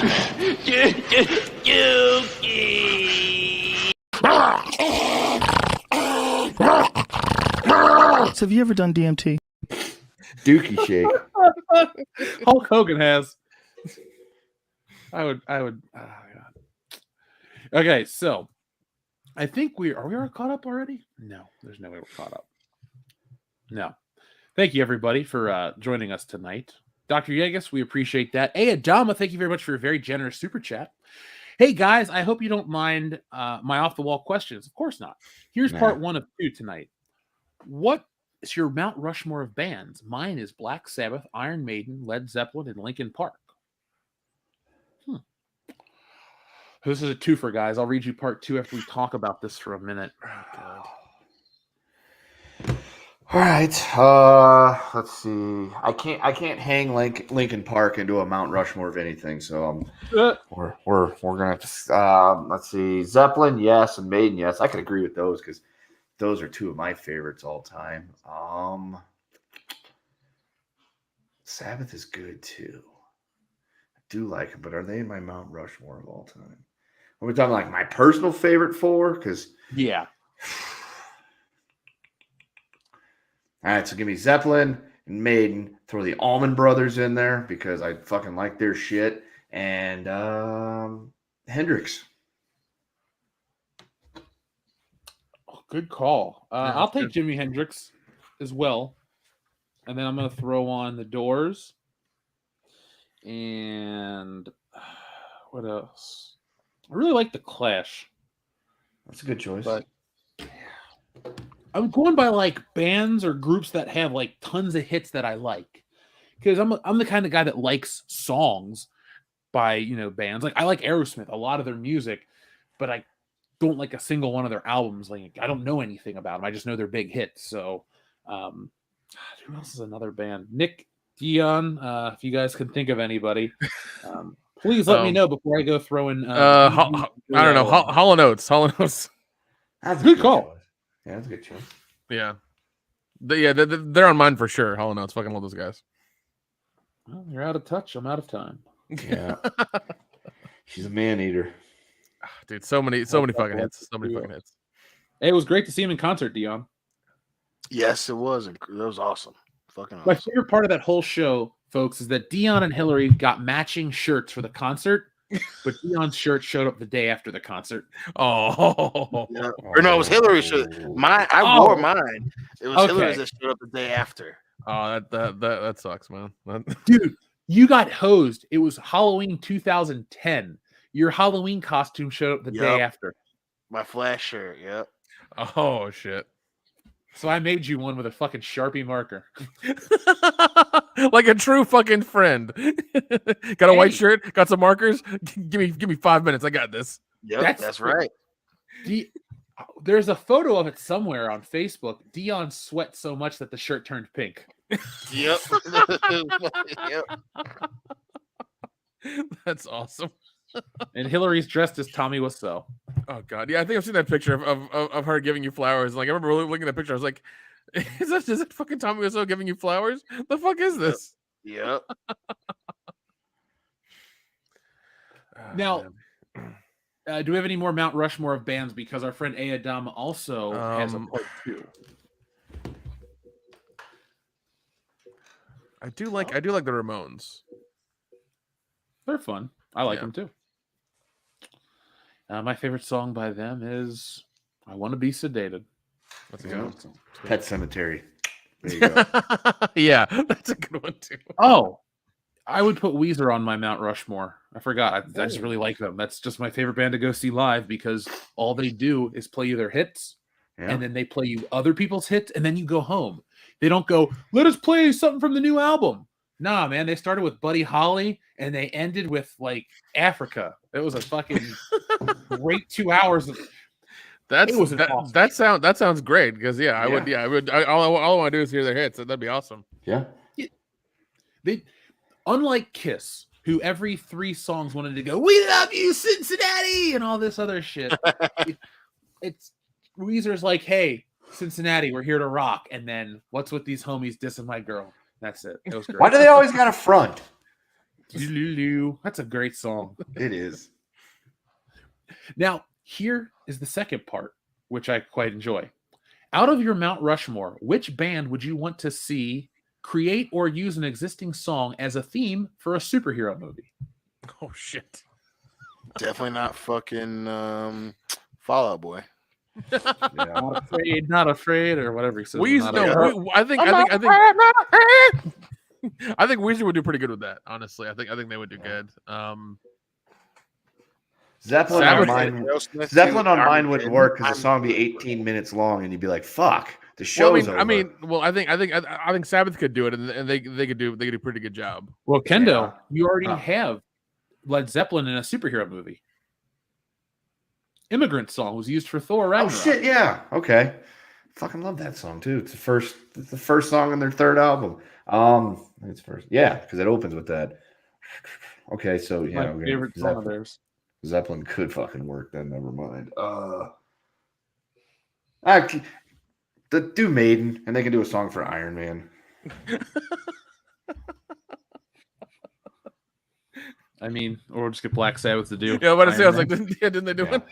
Well, Black Sabbath did do Iron Man, yes. That was I remember that being in the commercial like every fucking time the commercial came up. They would constantly play that song, and they didn't play that song in the movie until like the credits. I was like, fair enough. You know, Primus could do a good song for a superhero movie. Oh, Jerry was a race car driver. Yeah, I mean they did the original theme song for South Park. The best one. Yeah. Well, Dalma, to answer your question, I wouldn't mind the Doors' "People Are Strange" being used in a superhero trailer. That Doctor could work. Strange. Yeah. That'd be fun, actually. It's just a good song. I like the piano in it. Yeah. Now I'm just trying to think about more of those groups. Who else would I don't want... You know how they will take and do like a toned down version of all these famous songs for movie trailers? Yep. Give me like a toned down version of Hash Pipe by Weezer for an Incredible Hulk film. Yeah. That would be terrible. You'd always get that band Polaris to do a song. Polaris? Yeah, Polaris. Dude, they did the Pete and Pete theme song. Yeah, that's what I was referring to. Dude, if we could hire Polaris to write the World Class Bullshitters theme song, I would be set. Yeah, that'd be I can afford it. Let's see how much they cost. Yeah, see if they're on Fiverr. I would pay them a tenner.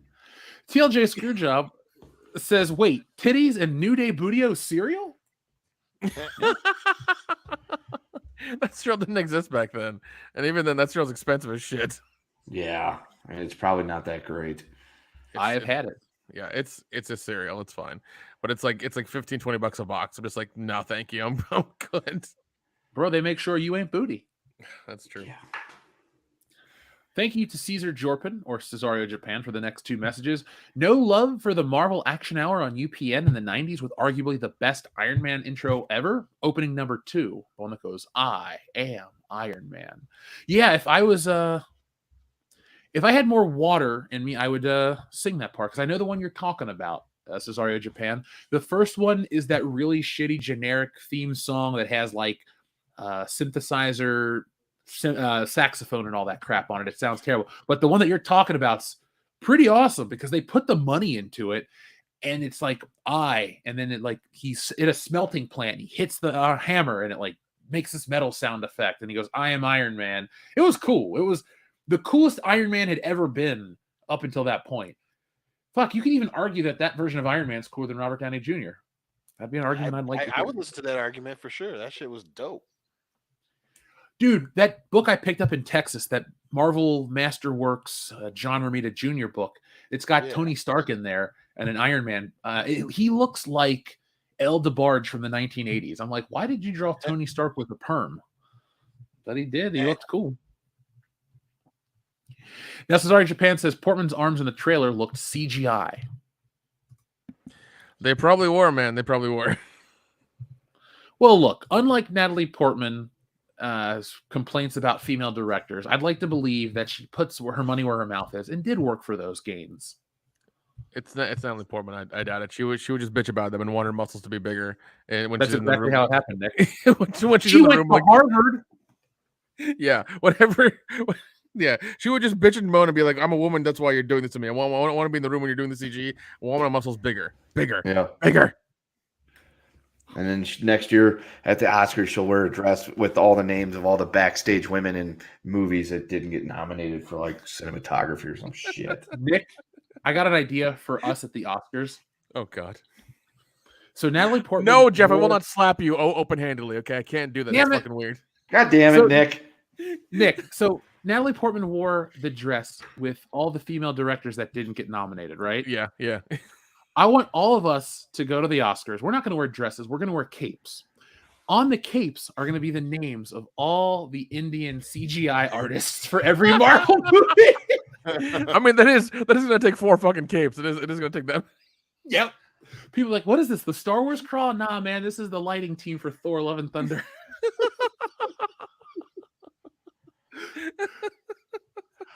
Oh God, and they can't fucking deny us. They can't give us any shit for it. No, man, we're standing up for the underrepresented here in Hollywood. Xavier to God, thank you very much for these. He says WWE on Spike TV or USA Network. USA Network all the way. Oh, there were some good moments on Spike, but overall, man, a Thousand Ways to Die is still a fucking good show. I fucking love that show. It is. But They like it was like that channel was so much fun in the beginning, and then it slowly got neutered over and over again. It did. I'd almost take Raw on TNN more than I would take Raw on Spike. Damn. Ooh. I'm going to go the USA Network because they did some really cool stuff to bring it back to the USA Network. And overall, yeah, the USA Network had some good years of Raw. Not anymore, though. And then Xavier God also says, I'm into rock because of wrestling, video games, and anime. What about you guys? What got you into rock bands? My dad. Tony Hawk's Pro Skater. That was it for me. Yeah, probably video games. Yeah, dude, definitely. Yeah, no, there was definitely Tony Hawk. I had to look up all those bands, the hard way.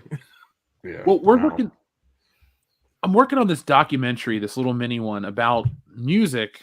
Nothing like in depth, like I'm interviewing people, but I'm convinced that a decent chunk of people our age, their music tastes come from Grand Theft Auto, Rock Band, and Tony Hawk, because they're the 3 really widely known video games that introduced people of our age to music that you weren't going to necessarily hear on the radio, but it was also, like in the case of Tony Hawk, right on the cusp of everywhere having the internet. Even Rock Band and Guitar Hero, they come out, 2005 is for Guitar Hero, and some places are still rocking with dial-up internet or no internet whatsoever.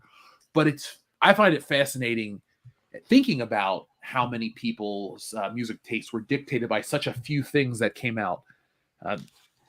I want somebody to prove me wrong, because Grand Theft Auto had the best music across the board, and we learned about so much shit through those games. Like, for everything that people want to say, like, oh, it was a game about prostitution and this, I learned about music. I learned about, all kinds of stuff through it. So supply and demand, man. Supply and demand. It was a good game for learning business. Yeah. Yep. I'm a much better person because of Grand Theft Auto. And hostile takeovers. Yep. Very hostile takeovers. Hey, man, sometimes you gotta do what you gotta do. Okay. Agreed. They all went pretty willingly in my case. Now, speaking of cases, on your screen is Johnny Depp and Amber Heard, the trial of the century. Guys, this has been something we've talked about here on the channel for, feels like forever. I went back into our archives on Facebook and YouTube and everywhere, and I found an old title card that I made 2 years ago, calling Amber Heard and Ezra Miller assholes, essentially. So it's funny how they're both in the news. They're both going to be either on trial or one is currently arrested. And the more things change, the more they stay the same with these two individuals. Now, we're going to spare you the long and boring recap of everything that's ever happened in this trial, this case. Long story short, Amber Heard accused Johnny Depp of some things. It ruined his career, and now they're in the middle of a $100 million defamation lawsuit. We're learning about who shit the bed, where Disney's allegiances lied, and a whole lot more. So, guys, just based on what we've learned in the past week, what's the most surprising thing that you've learned from this case so far? Well, I think the biggest is so many people put their eggs in the basket early on, right? They wanted to be that Amber Heard was this hardcore survivor, and this was her making a stand and standing up to someone that abused her. And because so many people made that decision so early in this process, they're doing the same now, where you're seeing so many different websites covering portion of their case right now that are clearly still trying to lean in the direction that Johnny Depp is the fucking bad guy here. And that's what's fucking crazy. Even after learning what we've learned and everything that's coming out and saved videos and everything, that's what's more surprising to me is some media outlets can't let that go, even though everything is pointing to at least that, hey, both these two are assholes. So that's the part that continues to surprise me, is who is still leaning on that fucking on that broken ass fence post that Amber Heard is this angel who was just completely abused and taken advantage of and all this shit. It's a dangerous precedent. But that's the narrative that these people love to run with, Dion. But that's what makes the money, or so they think. Well, yeah, it gets the clicks, right? All this shit is all to get clicks and make money off of it, even when you're clearly ignoring things that are coming out right in front of you, and it's fucking wild. Well, ignorance is bliss, Dion. Believe me, we interact with enough stupid people on a daily basis to understand that meaning. Oh yeah. Nick, what about you, man? I'm just happy the trial's finally happening, and we're finally learning some stuff about the whole thing that we didn't learn about before. But it's interesting. I'm glad it's happening, and it needs to happen. I know that he got hosed in England and with that newspaper, and they totally just raked him through the coals. But hopefully, he gets justice here. Well, I mean, which sucks because even though he gets justice here, he's probably not gonna. He's probably still gonna have his career, and everybody's still gonna run to Amber and be like, "Are you okay? Do you want your job back? Here's 3 more movies." Like, they're gonna do that bullshit. So, yeah. Even if he wins, he still loses. So, oh yeah, and he knows that too. I have some stuff pulled up. We'll talk about in a moment. But yeah, I find it interesting that Warner Brothers didn't do anything with her. Last year we heard stuff about Ezra Miller. They didn't do anything with him. Now it's more serious. We have an issue where certain types of people are going to be protected because it's offensive or whatever to call them on their shit. Warner Brothers has the Justice League full of assholes. You have Mira and you have the Flash, who are, look, there's court. This isn't just, oh, I heard a rumor or I saw this on the internet. It's, you're in court, you're arrested. They need to do something about this. They need to stop, I don't know, looking the other way and trying to throw the blame on Johnny Depp. I'm not here to make excuses for Johnny Depp because I like him more than Amber Heard.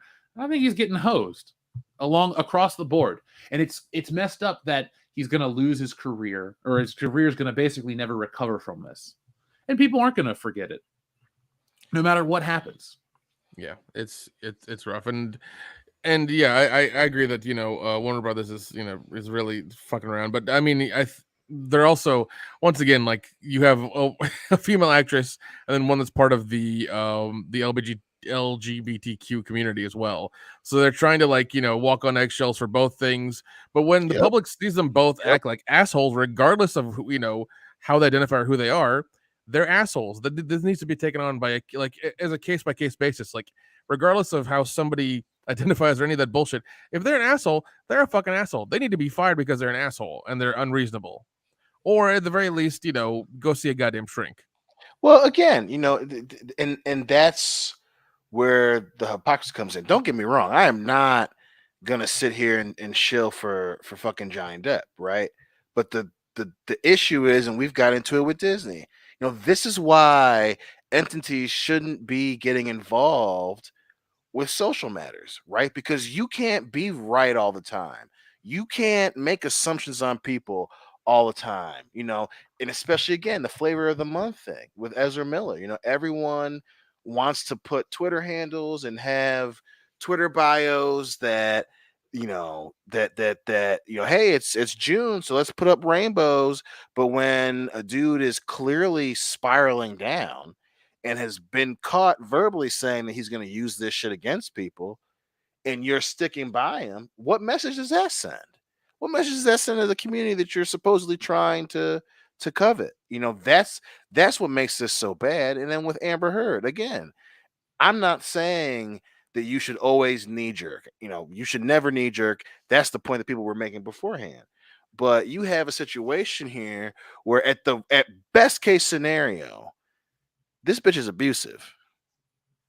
And everyone jumping in so quickly to be the first one to say, hey, we support Amber.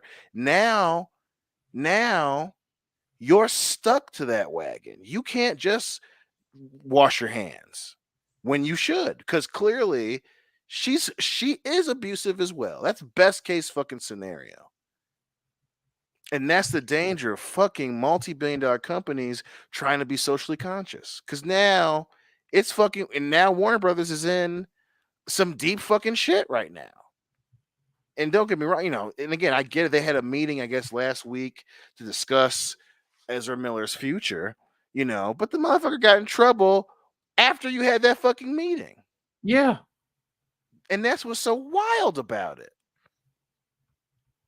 Well, that's fucking crazy. Because I'm not saying to not support these things, but when you're using your support or lack of support as a marketing tactic, this is the fucking possible outcome of that. Yeah, I'm interested to hear what Kendo, anything you'd like to add? I mean, nothing that I can add that they haven't already done, but it's just the whole situation is nobody wins. And that's the worst part about this, because as you said, Johnny Depp could come away vindicated from this thing, but he's already lost in the court of public opinion because so many people have already labeled him as what they think he is at this point.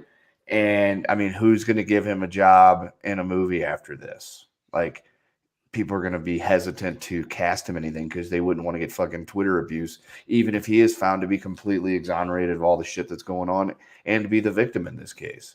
It's just, like I said, there is absolutely no winning in any of this for any of the people involved. No, it's an ugly situation. Now, there's been tons of news. Yeah, obviously, it's one of the biggest stories on the internet right now. But I've been reading up on this, and our buddies Disney basically wanted to cut ties with him very early on. This one kind of bothered me, though, because as Captain Jack Sparrow, he's done nothing but present a positive image. If you look it up, he goes to hospitals to see kids and all this other great stuff.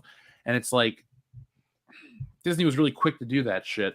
And it's going to be sad that even if, he's exonerated, it won't matter. Court of Public Opinion has made their decision. And that's kind of scary how quickly that can happen for somebody with such a big legacy, somebody at the top. I mean, how many actors were a bigger name than Johnny Depp? That's true. That's true for sure.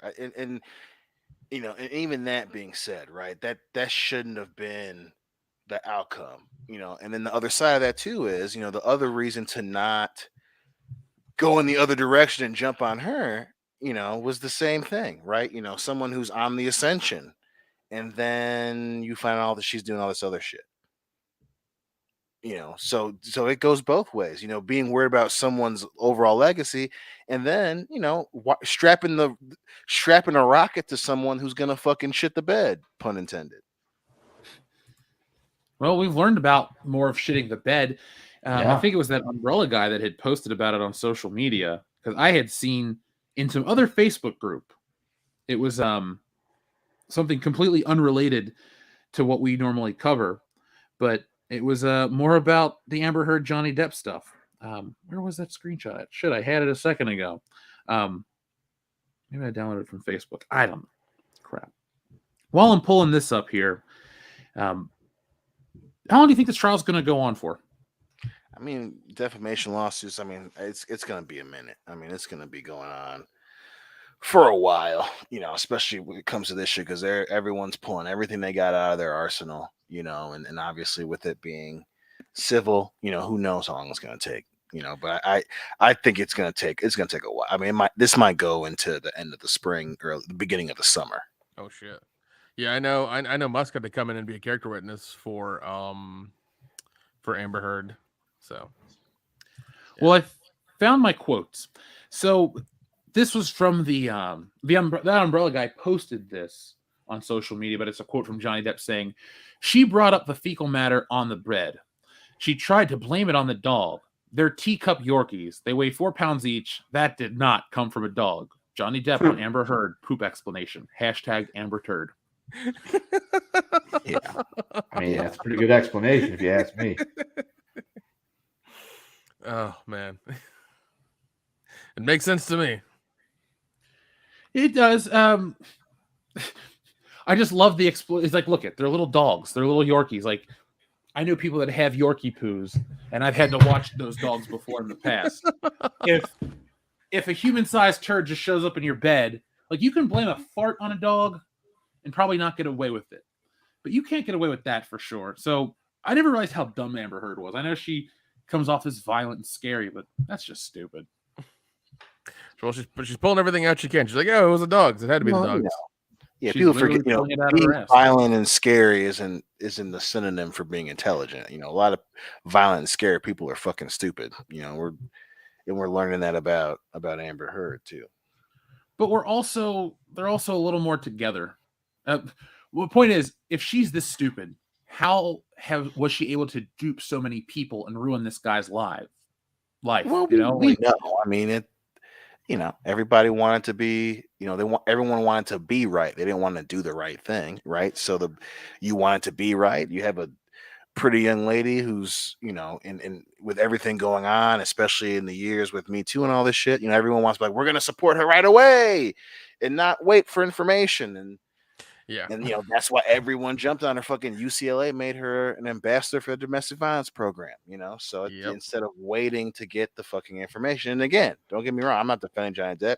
He's still an asshole, and there's shit coming out about him, but still, it just is crazy that everyone's like, support Amber Heard without any evidence, and we're not going to even talk about it. And now everyone's got egg on their fucking face. Oh yeah. Here's another quote though, and this is what I wanted to talk about just briefly, Dion, since I saw you on Facebook post. Vice.com their headline is "I will fuck her burnt corpse." Johnny Depp's violent text surfaced during trial, and you call out Vice saying how Vice cannot be objective in this matter. Right. And that's what so many outlets are like, and again, I'm not objective doesn't mean on Johnny Depp's side. Objective means if you're bringing up his texts, you're bringing up everything that's come out about her. And my specific issue with that was you go previously down Vice's post history, they did not post anything about her gaslighting him. They didn't post anything about her, throwing the bottle that caused him to cut his fucking finger. And they didn't bring up anything about and how that shit came out in the trial, how she faked injuries. But the first thing that they bring up about the trial is his text to his friend about fucking her burnt corpse. And it's like, how if you're reporting on this, and again, Vice is Vice. But my issue being that they've always made the claim that they are objective. And if you're objective, why is the first thing about the trial the shit about him 4 days in or a week in? And so many, New York Post had it, and again, it was an opinion article, but where you have a woman saying, "Oh, he did a great job acting on the stand." And this is this dude talking about the abuse that he received. Imagine an opinion article from another website going, "Oh man, Amber Heard really looked like a great actress." People would lose their fucking shit. Oh yeah, nobody would believe it either. Yeah, and no one can be objective, and especially Vice, who's been trying to defend themselves for the last 2-3 years. The first thing you say about it is an anti-Johnny Depp post. That shit is wild. That's fucking wild. And don't get me wrong, I still love that skit about how Vice picks article titles as them throwing a dildo at a fucking wheel on a wall. That's pretty accurate still. But they were like, "Oh, we're objective." And it's like, you're not even going to cover the entire case at all, knowing that it's huge. It's a huge bit of information right now. Well, Dion, that's what's concerning to me. The reason I'm asking some of these rhetorical questions is because that right there, that is what created the climate that allowed all of this shit to go down and take it to this level. Yep. All of this it's just the way the media is allowed to get away with bullshit. The way entertainment is reported on, the way the news is reported on, it went from being news to entertainment. They will put out anything to get the click, to get the money. And like they always say, a lie can get around the world before the truth can even get out of bed. So I don't like any of this stuff. And what I hate beyond the domestic abuse and all these other things is the precedent that this is what we call journalism. This is what social media creates. We don't have a line of decent, what's the word I'm looking for? Communication, really. So many things get muddled in the process. Can't even really keep up with half of this shit. Yeah, man. And the fact that it could happen about a domestic violence case, that's what's so fucked up. That's what's so fucked up. And that's one reason why, we get so into it, is because, the implications of this is huge. It's fucking huge, man. That's what's so concerned about it, especially when you have someone like Amber Heard, who clearly has a thing for age differences. What the fuck is going to happen when she gets involved with some young lady who's like 22? Yeah, and like, maybe that's fucking wild. Yeah, maybe she starts grooming her or some shit like that. Right. Who knows? This chick is clearly taking shit in people's bed. And again, I'm not trying to defend Johnny Depp. A lot of Johnny Depp's, current situation was brought on by Johnny Depp. Absolutely. There's shit that he was doing that ain't fucking cool, especially that text. But if you're talking objectively showcasing what's going on in this thing, the implications are fucking. You have a fucking college bringing her in to be an ambassador for domestic violence. That's fucking wild. It's kind of funny if you think about it. I mean, darker humor individuals for sure. Like, when you think about it, the universe has a bit of a sense of humor. But if you're Vice, who's doing stories on strippers at truck stops, do you want to be the same website that didn't tell the world about Amber Heard fucking gaslighting him and being recorded for it? That's nuts, man. That's fucking the implication of that shit for the next decade. Domestic violence victims around the world. It's insane. I would not want to be a part of that, man. I would not want to be a fucking part of that. Anything else you guys want to add in terms of things you've heard from the trial that are, notable? No, just that the finger thing. Because previously, I thought that she had, picked up a blade and sliced his finger on purpose. But I guess it was determined that not determined, but she said it was from when she threw a bottle of liquor at him. So that was the only thing that kind of cleared up something that I had previously thought had happened before this case. But that that was just one of those things where it's like, damn, that didn't go the way I thought it did. But still, I guess it was an interesting. I mean, tidbit. she still threw the bottle to hurt him, and she ended up Right. cutting his fucking finger. I did not cut his finger off. He cut his finger when I threw a bottle of liquor at his head. It's like, yo, that doesn't make it better. Yeah, it's kind of like I didn't kill him, but the knife I threw at his neck, cut his artery. It's like, well, shit. I didn't throw him off the building. I pushed him. He just kind of fell after he got to the edge. Right. Same difference. Yeah, so it's basically you're trying to change the words to make it seem like you didn't mean to. It's like, no, what we can see through that bullshit. Exactly. So let's get caught up with the audience. Let's see if anybody was talking about Amber Heard and stuff. Okay, so TLJ Screwjob says, not just any friend. Paul Bettany, aka Vision, in the MCU, and Warner Brothers told Amber not to name them. She has texts with Jason Momoa and evidence. Oh, shit. Jeez. Yeah, man. That's crazy. Shit, no joke, man, no joke. I wonder if they're gonna be called in or if they're gonna have to come in and testify or whatever. I mean, it's that kind of trial, so we're gonna be watching and finding out together. Yeah, it's a circus. You got to add some extra rings to all this shit at this point. Hey, man, it just it is what it is, man. They want to take it to court. It's gonna be drawn out until we know. Goddamn. Oh, that's rough. Really? Pagan Codex. Oh, that's a rough one, man. I feel for you, buddy. I feel for you.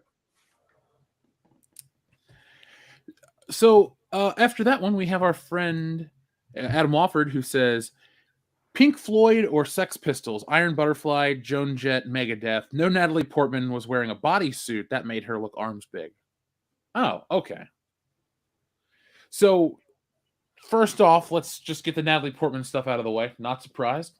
But to your music choices. So you like Pink Floyd or the Sex Pistols, Iron Butterfly, or Joan Jett, or Megadeth.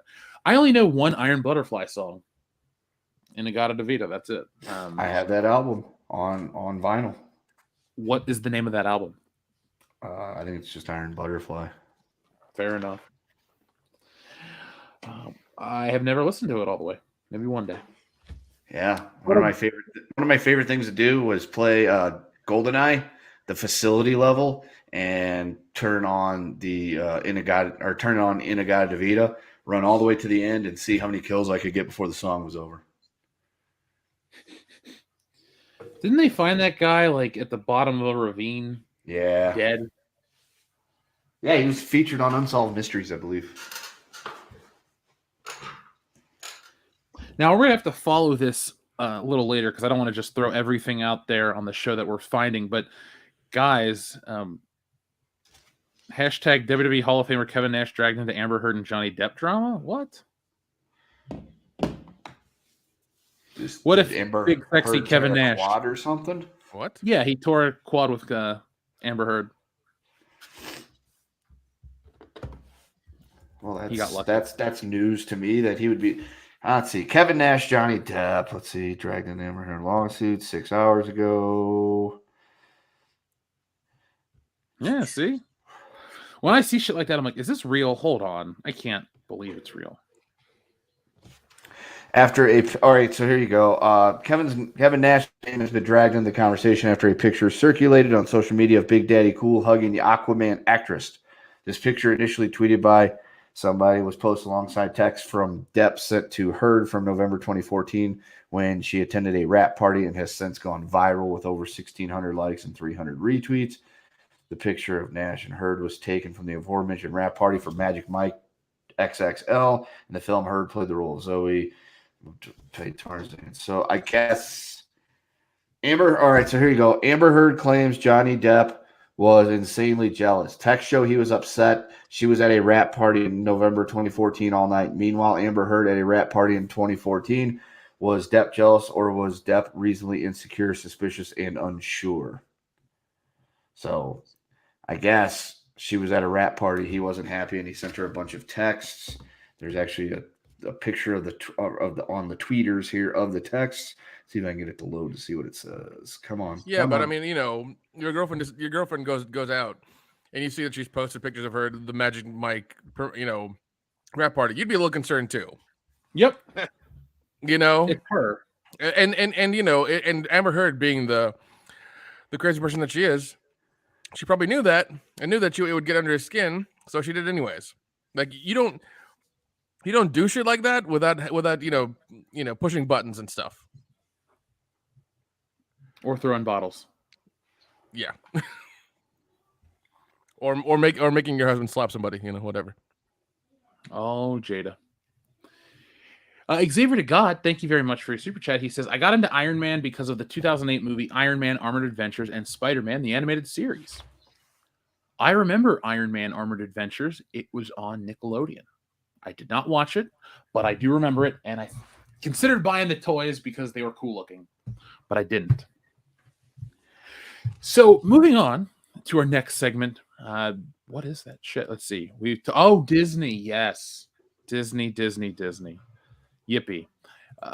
Nick, you've been we've talked about this Disney stuff for a while. Now, folks, we're not going to go into the specifics. If you need to hear that, check out Patreon. But tonight we're going to continue this Disney coverage because in the news, Disney is losing its privilege that it's had for 55 years. Actually, update on that. They didn't lose it. They lost it. Oh, they did. It's gone? Yeah. They voted on it very recently, and it's gone. Oh, okay. Well, let's see. Here we go. This Wednesday, the Florida Senate passed a bill that would abolish the taxing district that gives Disney special privileges to self-government in its theme parks. Disney has held the right for 55 years. This said if passed, but it says it's passed now. So the bill will remove their special classification on June 1st of next year. Disney has been self-governed since 1967 and is able to collect taxes, adopt ordinances, and provide emergency services. The bill is now passed, and they'll lose those rights. So, what do you guys think about Disney losing some more of its power? Are you upset? Oh, I love it. Can't say I'm sad about that. Apparently, I don't know the price, but they said tens of millions of dollars it saves Disney per year to have that rule. So they're gonna have to pay that out then. Oh no, I'm so sad. Yeah, and I think their space hotel is in Florida as well, so that should be fun. Yeah, the new Star Wars Galaxy of Adventure, whatever it's called. Or no, sorry, Galactic Star Cruiser. I had to think about this because after a while, they all just blend together. That's true, they do. Yeah, so. Yeah, I mean, it's funny because I heard that they were trying to move from California to Florida because there were less taxes in Florida. But then when, they started to go against the government or go, not really against the government, but, they started to, unlike what they were doing, the government's like, well, screw you, you're a $1 billion company. You should be able to pay more taxes. So, yeah, that's essentially what it boiled down to. Yeah. It was one of those things that they sat idly by for a really long time. Then Twitter jumped on their ass about why are they not getting involved in legislation. So then Disney voiced their opinion on legislation. So the governor was like, oh, okay, you bought the ticket. Let's take the ride. Yeah, basically. Yeah. Twitter forced Disney's hand, and then Disney has to pay for it. Literally. Yeah. Play stupid games, win stupid prizes. So following what Twitter wants you to do doesn't make you money? Nah. It seems like once again, Twitter's not real life, but it seems like anything that anybody who follows Twitter's like lead ends up fucking losing every time. The other delicious irony to this whole situation is the people that are like, fuck corporations, they make too much, tax them, are now finding themselves defending the Disney and all this thing, saying, oh, this is unfair, they can't do this to Disney. It's like, wait a second. Hold up. Are you sure you've got the facts straight, ma'am? Just the facts. I do love that they're getting taxed at both ends of the U.S. Because they can't fucking avoid it. They just fucking can't. Oh yeah, and they can't leave Florida because they've invested far too much money in Florida. Oh yeah, so I think it's like there's no way they could just pack up and say, "Fuck you guys, we're going to Delaware or something," or Alabama or whatever. The Gulf Coast wouldn't make them as much money. No. Oh man, yeah, because I remember hearing that because like they were transferring some like higher ups from California to Florida, trying to save money on taxes, and they were doing that slowly. Trying to move out of California entirely because it was too expensive, but now they're like between a rock and a hard place. So it's fun, man. It's fun. I love every day seeing them get shit on more and more. I love every day seeing these giant corporations get shit on more and more. It makes me happy. It really does. Now, what we have here is Disney shares dropped more than 2% in Thursday trading and are down more than 6% so far this week. The stock has been on a downward spiral for the past year, dropping more than 30% in 12 months to make it the worst performing stock on the Dow Jones Industrial Average. Yeah, it used to be. It used to be one that you could invest pretty well into, and it would keep going up. Yeah. But over the past year or so, it's gone down. I remember it being at like 150, now it's at 130 something. It's bad. Yeah. It's just been fun watching it drop slowly, just because people just don't care and don't give a shit, and just. Yeah, and because of Twitter now and information getting out real quick, people are just more and more likely not to give them money, and and as we've seen for them raising their prices for the park and stuff like that, they keep pressing out certain groups, especially with the hotel and other things. Like it's just not good for their brand. I don't think we're going to see Disney disappear anytime soon, just like we're not going to see Netflix disappear anytime soon. But Jeff, I want to see them disappear so bad. Oh, I do too. I just want to remind everybody when they say, "Oh, corporations that are too big to fail," these things are bleeding, and if it bleeds, you can kill it. So just remember. Yeah, I mean they're not going to go anywhere. They're not going to go anywhere anytime soon. But they have been fucking Rochambeau'd in the balls, and they're down right now trying to catch their breath. Yeah, I keep hearing that baristas at Starbucks are going to unionize. The warehouse workers at Amazon are going to unionize, so they're trying to really try to get as much money as they can to these companies. Yeah, the baristas are going to unionize at Starbucks. Where am I not going to buy my coffee? Dunkin' Donuts. That's not a bad cup of coffee, Nick. No, it isn't. It isn't exactly. But I'm just saying there are other alternatives. Actually, we should all be buying locally, in all reality. But do what you can. Good for you. We need to get a sponsorship from Black Rifle Coffee. That'll be perfect for us. I don't know. I've gotten a taste for Don Francisco's lately. That's been pretty good. There's a place I want to work called Phoenix Roasters, and they're fucking amazing. I love them. We should look into Bones Coffee Company. I'm down with that. Like Bones McCoy? He's got his own coffee brand? I think he's dead, Jeff, but yes. Damn it, Kendo, I'm a YouTuber, not a whatever the fuck indexer of when people die. When did DeForest Kelly die? Look that up. He died like 1990 fucking 8 or something. Yeah, I was gonna say he's been he's probably been dead longer than I've been around. But, he's been down for a while. Yes, he died June 11th, 1999. Damn. You didn't even send flowers. I didn't. I was 10 years old, Kendo. You can blame me. That's not an excuse, man. You still have a telephone and your mom's credit card. I don't know the problem here. I didn't like Star Trek at 10 years old. So you're saying so what you're saying is you didn't have taste. Okay, that explains it then. Okay, gotcha. I like Star Wars, man. Look, you got to expand your horizons, man. I'm just saying. I have gun to my head. Wars, Star Wars. What? Go to the undiscovered country.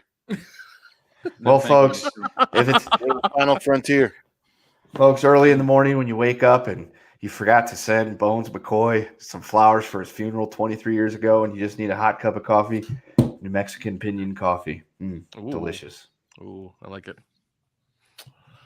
Let's talk about something that people don't like. Well, we like it because it's funny, but nobody here likes getting punched in the face, especially if you're gonna get It hurts in the face by one of the all-time greats, Mike Tyson. I want you guys to tell me more about this one. Kendo, since you brought it to my attention this morning, what happened with Mike Tyson today? So Iron Mike was getting on an airplane to go from one destination to another when I guess a couple of guys that were sitting behind him noticed and recognized who he was. I mean, how could you not? So one of the guys, from what I understand, politely asked for a selfie, and Tyson was all for it. And then I guess his buddy felt aggrieved that he didn't get to spend enough time and repeatedly just kept fucking, antagonizing, trying to talk to Tyson. And then he started shit talking Tyson, and Tyson then decided to turn around and bust the fuck out of him. Now, see, what I heard is that the guy was drunk and kept giving, like, once again, like the guy, he gave him a picture, gave him an autograph, and then the guy was drunk and kept like talking to him and antagonizing him and threw a water bottle at him, apparently. Oh, that'll do it. And that's a clincher when he just came over, he turned around, came over his seat and punched the shit out of him. Yeah. And it's one of those things where, like, I'm sure Mike Tyson now, like, he knows not to do this shit. He knows very much not to, like, act out in public. I'm sure he fucking knows that. And for him to like just like not count to 10, like him to just be at his wit's end and be like, I'm gonna fuck him up, I'm done. Must have been like a last resort kind of thing. Yeah. Well, when I had seen the original story, and it was just the early reports were the guy on the flight just kept talking to him and bothering him, and Tyson snapped.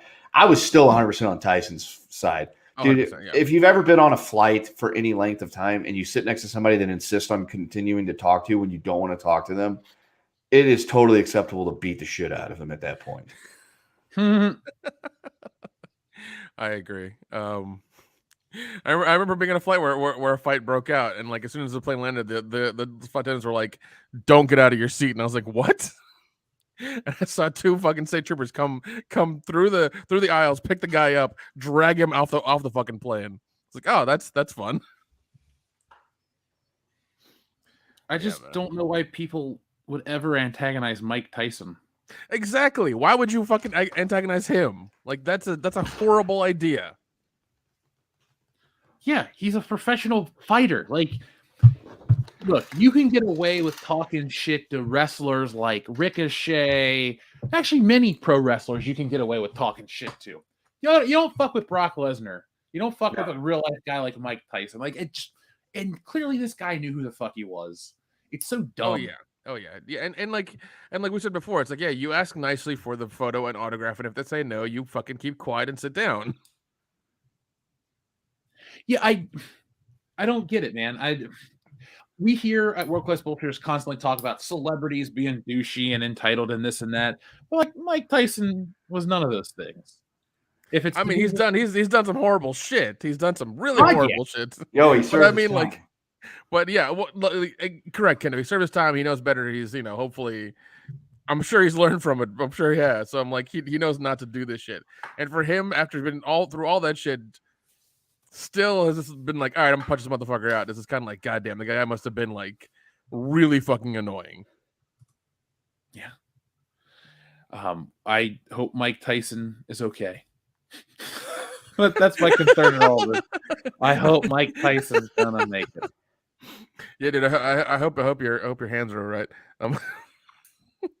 From punching that guy so many times. He seemed kind of soft, so. Yeah, in the punches he was throwing in the video, he wasn't fucking rearing back and just fucking letting him fly. Like, he was like short, stiff jabbing him. So they probably still hurt like hell, but it wasn't like he was fucking landing some like, power punches.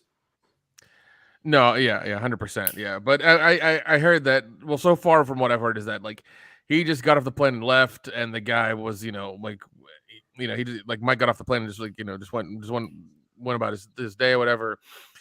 And the guy was there talking to the cops and things like that. I don't know if he's going to press charges or not. So Oh, he is. You know he's going to. This fucking guy's like, oh yeah, I got my ass beat by Tyson. Now I'm gonna make some money and get, be famous. That's that's bullshit because all the videos I've seen, everything that is just he was like antagonizing him and constantly talking to him and just being like you said, kind of being annoying on a goddamn flight, which is just a recipe for disaster. Like you never want to be the asshole on the flight. You never want to be that person. Because at some point the entire plane will be against you and they'll tell you to sit the fuck down. Yeah, it's like, yo, dude, I will small talk with you for a few minutes and, whatever, but we are not friends. I have no desire to speak to you. Now shut the fuck up. I'm putting my headphones on and I'm reading my comic books. Leave me alone. Is that what you read on airplanes? The last flight I took, yes. I was reading some comics. I read Batman Year One. That was my last flight. Yesterday. I just get an audiobook, man, and just I'm out. Yeah, I was listening to Jim Cornette and reading Ninja Turtle comics. Yeah. I either do a podcast or an audiobook, man. Get me a neck pillow and I'm done. I normally am with you, but I got this phone now and it doesn't have a headphone jack, and I haven't upgraded yet. So that's why you got to go get yourself some Bluetooth wireless headphones. Yeah, like the Raycon ones. Everybody go to raycon.com/WCBS to get your 10%. Dude, fuck off! They don't sponsor us. I just got some like skull candy headphones I got for like $30 that are Bluetooth. They work perfect. Yeah, I mean it depends on how good you want ones. I know Samsung makes some really nice ones, but they're like $250, and they're really fucking nice.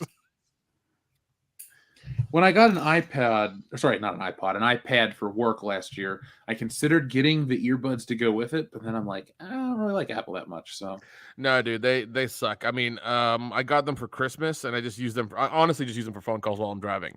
That's the only thing I use them for. Because they suck for music. I tried using I have Spotify set up to like the highest quality, and it doesn't do the job. I got some $20 headphones from Amazon that are way the fuck better. Well, I have to fly again soon-ish, so maybe I'll get some earbuds for then, so I can listen to the. I don't want to sit and bitch about the Conrad podcast, but god damn it, I can't listen to them anymore. Kendo, I put on the new one from JR today. It was about 5 minutes of Paul Bosch talking to JR. Then it goes into a commercial, so I kept skipping. And then here's the best part. Conrad is so busy right now with all of his other endeavors that he's not on a lot of these shows. So randomly, I'm listening to Grill and JR with JR and Paul Bosch, and I hear Conrad Thompson talk. So I know how to keep hitting skip until, his voice is gone. Kendo, are you still listening to those? No, I don't know the last time that I actually listened to a Conrad podcast, just because. Oh, I do. Because when they started the new ones with Shivani after they stopped doing chronicling 1985 or whatever it was, or 86 of Jim Crockett Promotions, and they got back on the new shit. I tried listening to it. It was like 6 minutes of commercials. He started talking to Shivani, and right before they got to their watch along, it was another fucking commercial. And I was just like, I don't have time for this shit right now. I do have some of the stuff on here, but it's the WrestleMania megasodes, because I know while they are each 8 hours long, they're also, and 6 hours of commercials. It's at least Conrad, and it's not going to be Paul Bosch, because Paul Bosch seems like a nice guy. I'm not interested in hearing him interview anybody. No. He's kind of generic, but that doesn't mean he's bad. Yeah. So I don't have time for it anyway. So I listen to The Experience. I listen to The Drive-Thru. Solid Monster sounds off. That's pretty much all I have time for in a week. I forgot the Solid Monster was still around. No, yeah, he's still going strong. Yeah. Good for him. I mean, he was sick a few years ago, and I thought it was serious. So I was worried. No, going strong every Sunday. Good. Good. He does his. Also has a review for Dynamite. He also reviews all the pay-per-views, and he does the Friday SmackDown and Rampage review too. I don't really listen to those though. Pay-per-view ones I do listen to though. I'm surprised how well SmackDown's doing. I saw their numbers, 2 million viewers. Yeah. Some people, all they have to do on Friday nights is watch Fox TV, I guess. Well, like, dude, the past week for AEW has been really rough. Like, these huge announcements ever since Tony Khan announced Samoa Joe. Fuck, I'll just go. Yeah, WrestleMania weekend has not been, ever since WrestleMania weekend, AEW's kind of been, I don't want to call it small potatoes to me, but they've done stuff that just makes me kind of roll their eyes because I'm like, look, WrestleMania was a good one show, but the WWE still has all those same fucking problems. I mean, hell, Monday Night Raw was just as bad as usual. But why would you keep trying to do this extra shit and look even crappier by comparison? I don't know, man, but that's, AEW stands for announcements every week. That's what every fucking week you see a thing on Twitter. Tony Khan has an announcement this week on Dynamite. It's like, what the fuck is he going to say now? I mean, every week there's a goddamn announcement.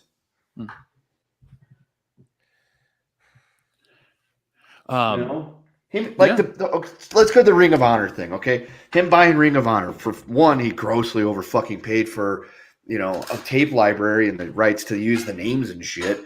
But at the same time, it's like, he's like, I will be making my appearance on Dynamite for only the second time in history, blah, blah, blah. So you're like, oh, I wonder what the big deal is. He comes out, I have bought Ring of Honor. Oh, you couldn't have just done a tweet about that? You had to make a big show of this? Because that's really not that big a deal. It's essentially a defunct wrestling company at this point. But okay, sure, whatever you got to say. And then, Samoa Joe is all elite, and he's going to be on Ring of Honor. It's like, well, we kind of knew that was coming when Vince let him go again. So that's we had that coming. But then this next one, I have a huge announcement this week on Wednesday on Dynamite. We're going through the forbidden back door, and we're having a joint pay-per-view with New Japan Pro Wrestling. It's like, okay, that's not the first time this has ever happened. WCW did this exact same shit before. They had joint pay-per-views before and things like that. So it's like, you can't just put this shit on Twitter. You have to try to pop numbers by you're going unopposed. Wrestling there's no wrestling show running against you on Wednesday. Whatever, fucking Mr. Electricity 2.0. One day, Dude, I turned on NXT 2.0 the other day flying back. It's weird.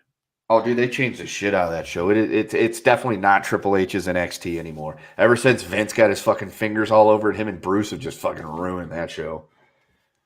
Yeah. So, it looks like we pretty much covered our topics. Outside of Elon Musk wanting to buy Twitter for $43 billion or $46.5 billion, he's secured that much.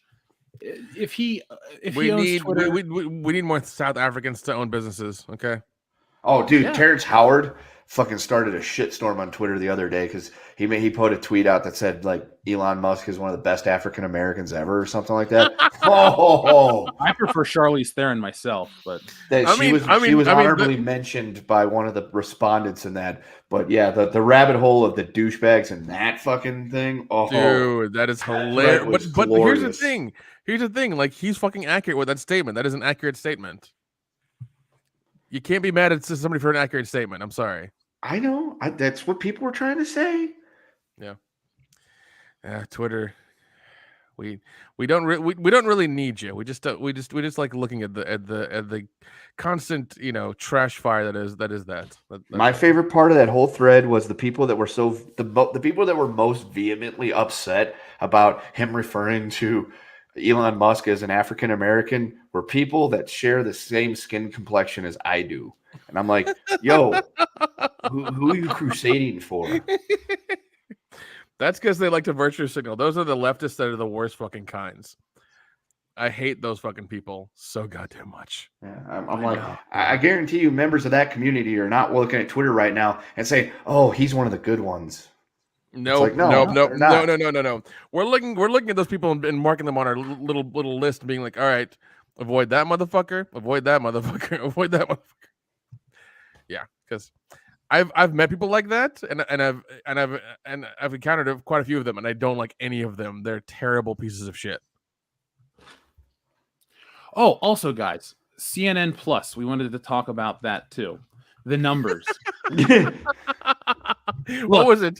10,000 total subscribers, I think, like got onto the service. They had more than that, but they were running about 10,000 views a day or something like that. It was bad. And like I said, at no point was CNN Plus ever a fucking good idea. Like, number one, your CNN, your numbers have been really bad since about the beginning of January 2021, and there's a reason for that, because you lost your ratings grabber. Okay, the main reason why people were watching your channel was no longer serving in any public capacity. So you put all your eggs in that basket, and now you have nothing to bank on after that. And then it's like, why would somebody want to pay money to fucking listen to Brian Stelter have an extra show on CNN? Nobody watches him on his regular time slot. Yeah, if you look at the highest rated stuff during prime time, like, it's still abysmal views. The funny thing, the one thing I love is when these companies actually come into the actual free market, which is the VOD market right now, and they get hosed. Like, they think just because they get a lot of views on YouTube, it means something. It's like, no, you've paid for those, and you've been given special privilege because of that, because you're CNN. That's why those views and the money, the little money you make on YouTube, doesn't equate to you being like, oh, we need to get a fucking subscription service because we're gonna make a lot of money. No, that does not equate to that. I'm sorry. Yeah, dude, you know how much they spent on that? Please tell me. Please, $100 million to build up the CNN. That's the thing I read. Is they had 500 employees, and they used 500 people and about $100 million to get that all up and running and have it going. And this thing was going to die anyway. Time Warner, whatever the fuck, Discovery Warner, whatever the hell they're called these days. They looked at that and said, yeah, that's got to go.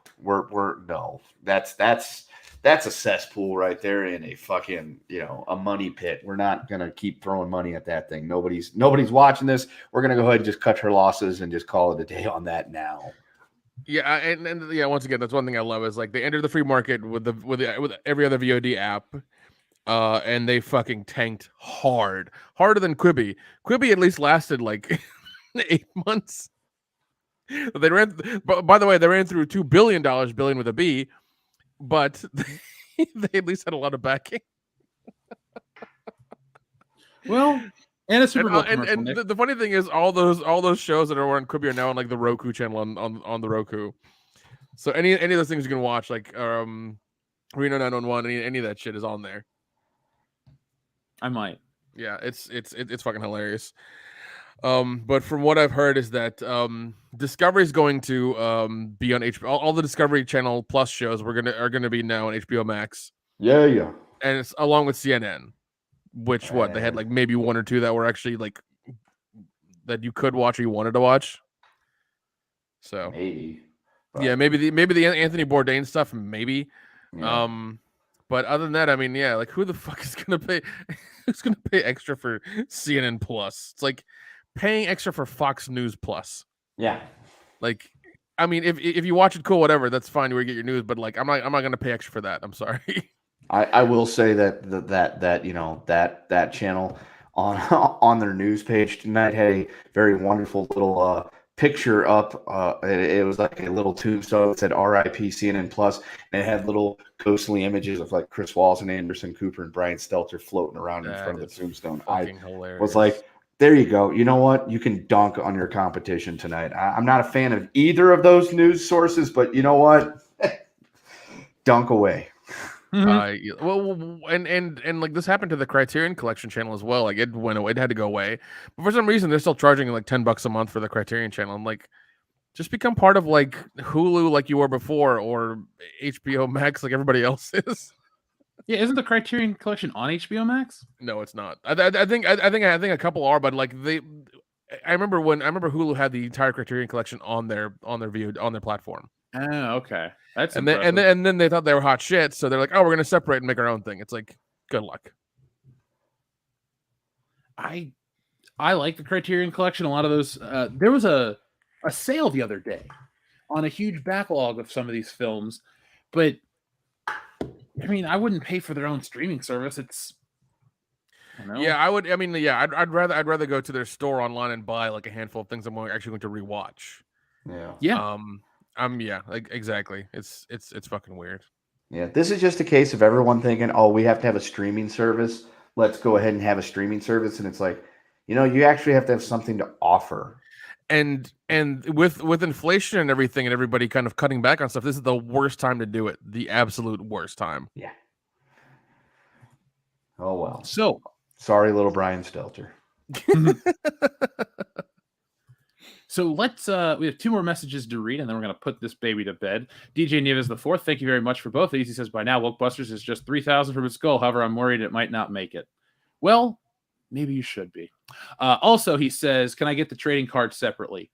Yeah, you can. Go to wokebusterscomic.com and pick those up. See, I hired a customer service representative. See, I need to make this big announcement, but I got hired by a movie studio to do storyboards for a movie. It took me so fucking long to do it. I'm just getting back into the swing of things. I did 1,200 unique drawings. 1,200 is a fucking lot. So I've been really, really, really behind with a lot of stuff, but actually not the comic as much as you'd think. I'm working on the climax of it right now. The guys have seen it. I'm waiting to get some pages back from coloring, and then I'm going to be pushing a new blitz for the book because I hired a nice, wonderful artist named Tristan Thomas. You can check out his work, and his work is out there. He's done a Wokebusters cover for me. It's the guys and I with a sexy gozer. So all that stuff is still coming down the pipeline, but I am very lucky. I have a high volume business, but I'm just one person. So it kind of takes a while to get certain things done. But again, I'd like to thank everybody who continues to make these things such a success. The only thing that sucked was paying the taxes this year. But yeah, Nick, you know all about that bullshit. It's crushing. I hate that. Yeah, dude. Trust me, it's a lot. Well, that's the sign of success in America, Nick, when you pay more back in taxes than some people make in a year, right? If I could tell you some stories, sir, we'll do that off air. Yeah. Oh, yeah. Now, Jeff, I have a question because I'm at wokebusterscomic.com. There's a section here for $1,000. So if it needs to get 3,000 to make that goal, dude, you could just buy 3 of these. So it's for $1,000, you can be drawn into the comic. And I was personally wondering, would I be able to get drawn into the comic if I, bought one of those? You will be drawn in no matter what, but you should still buy in. What I'll do is I'll make the Wokebuster look more like the real you instead of the fictionalized version. So well, that just kind of unsold it right there. I like the fictionalized version. I did too. With your Elvis hair. Yeah, no, I mean keep me looking like fucking Egon from the cartoon. I'm fine with that. That would make me happier. Love it. Yeah, dude. I find that I give you the best lines of the book unintentionally.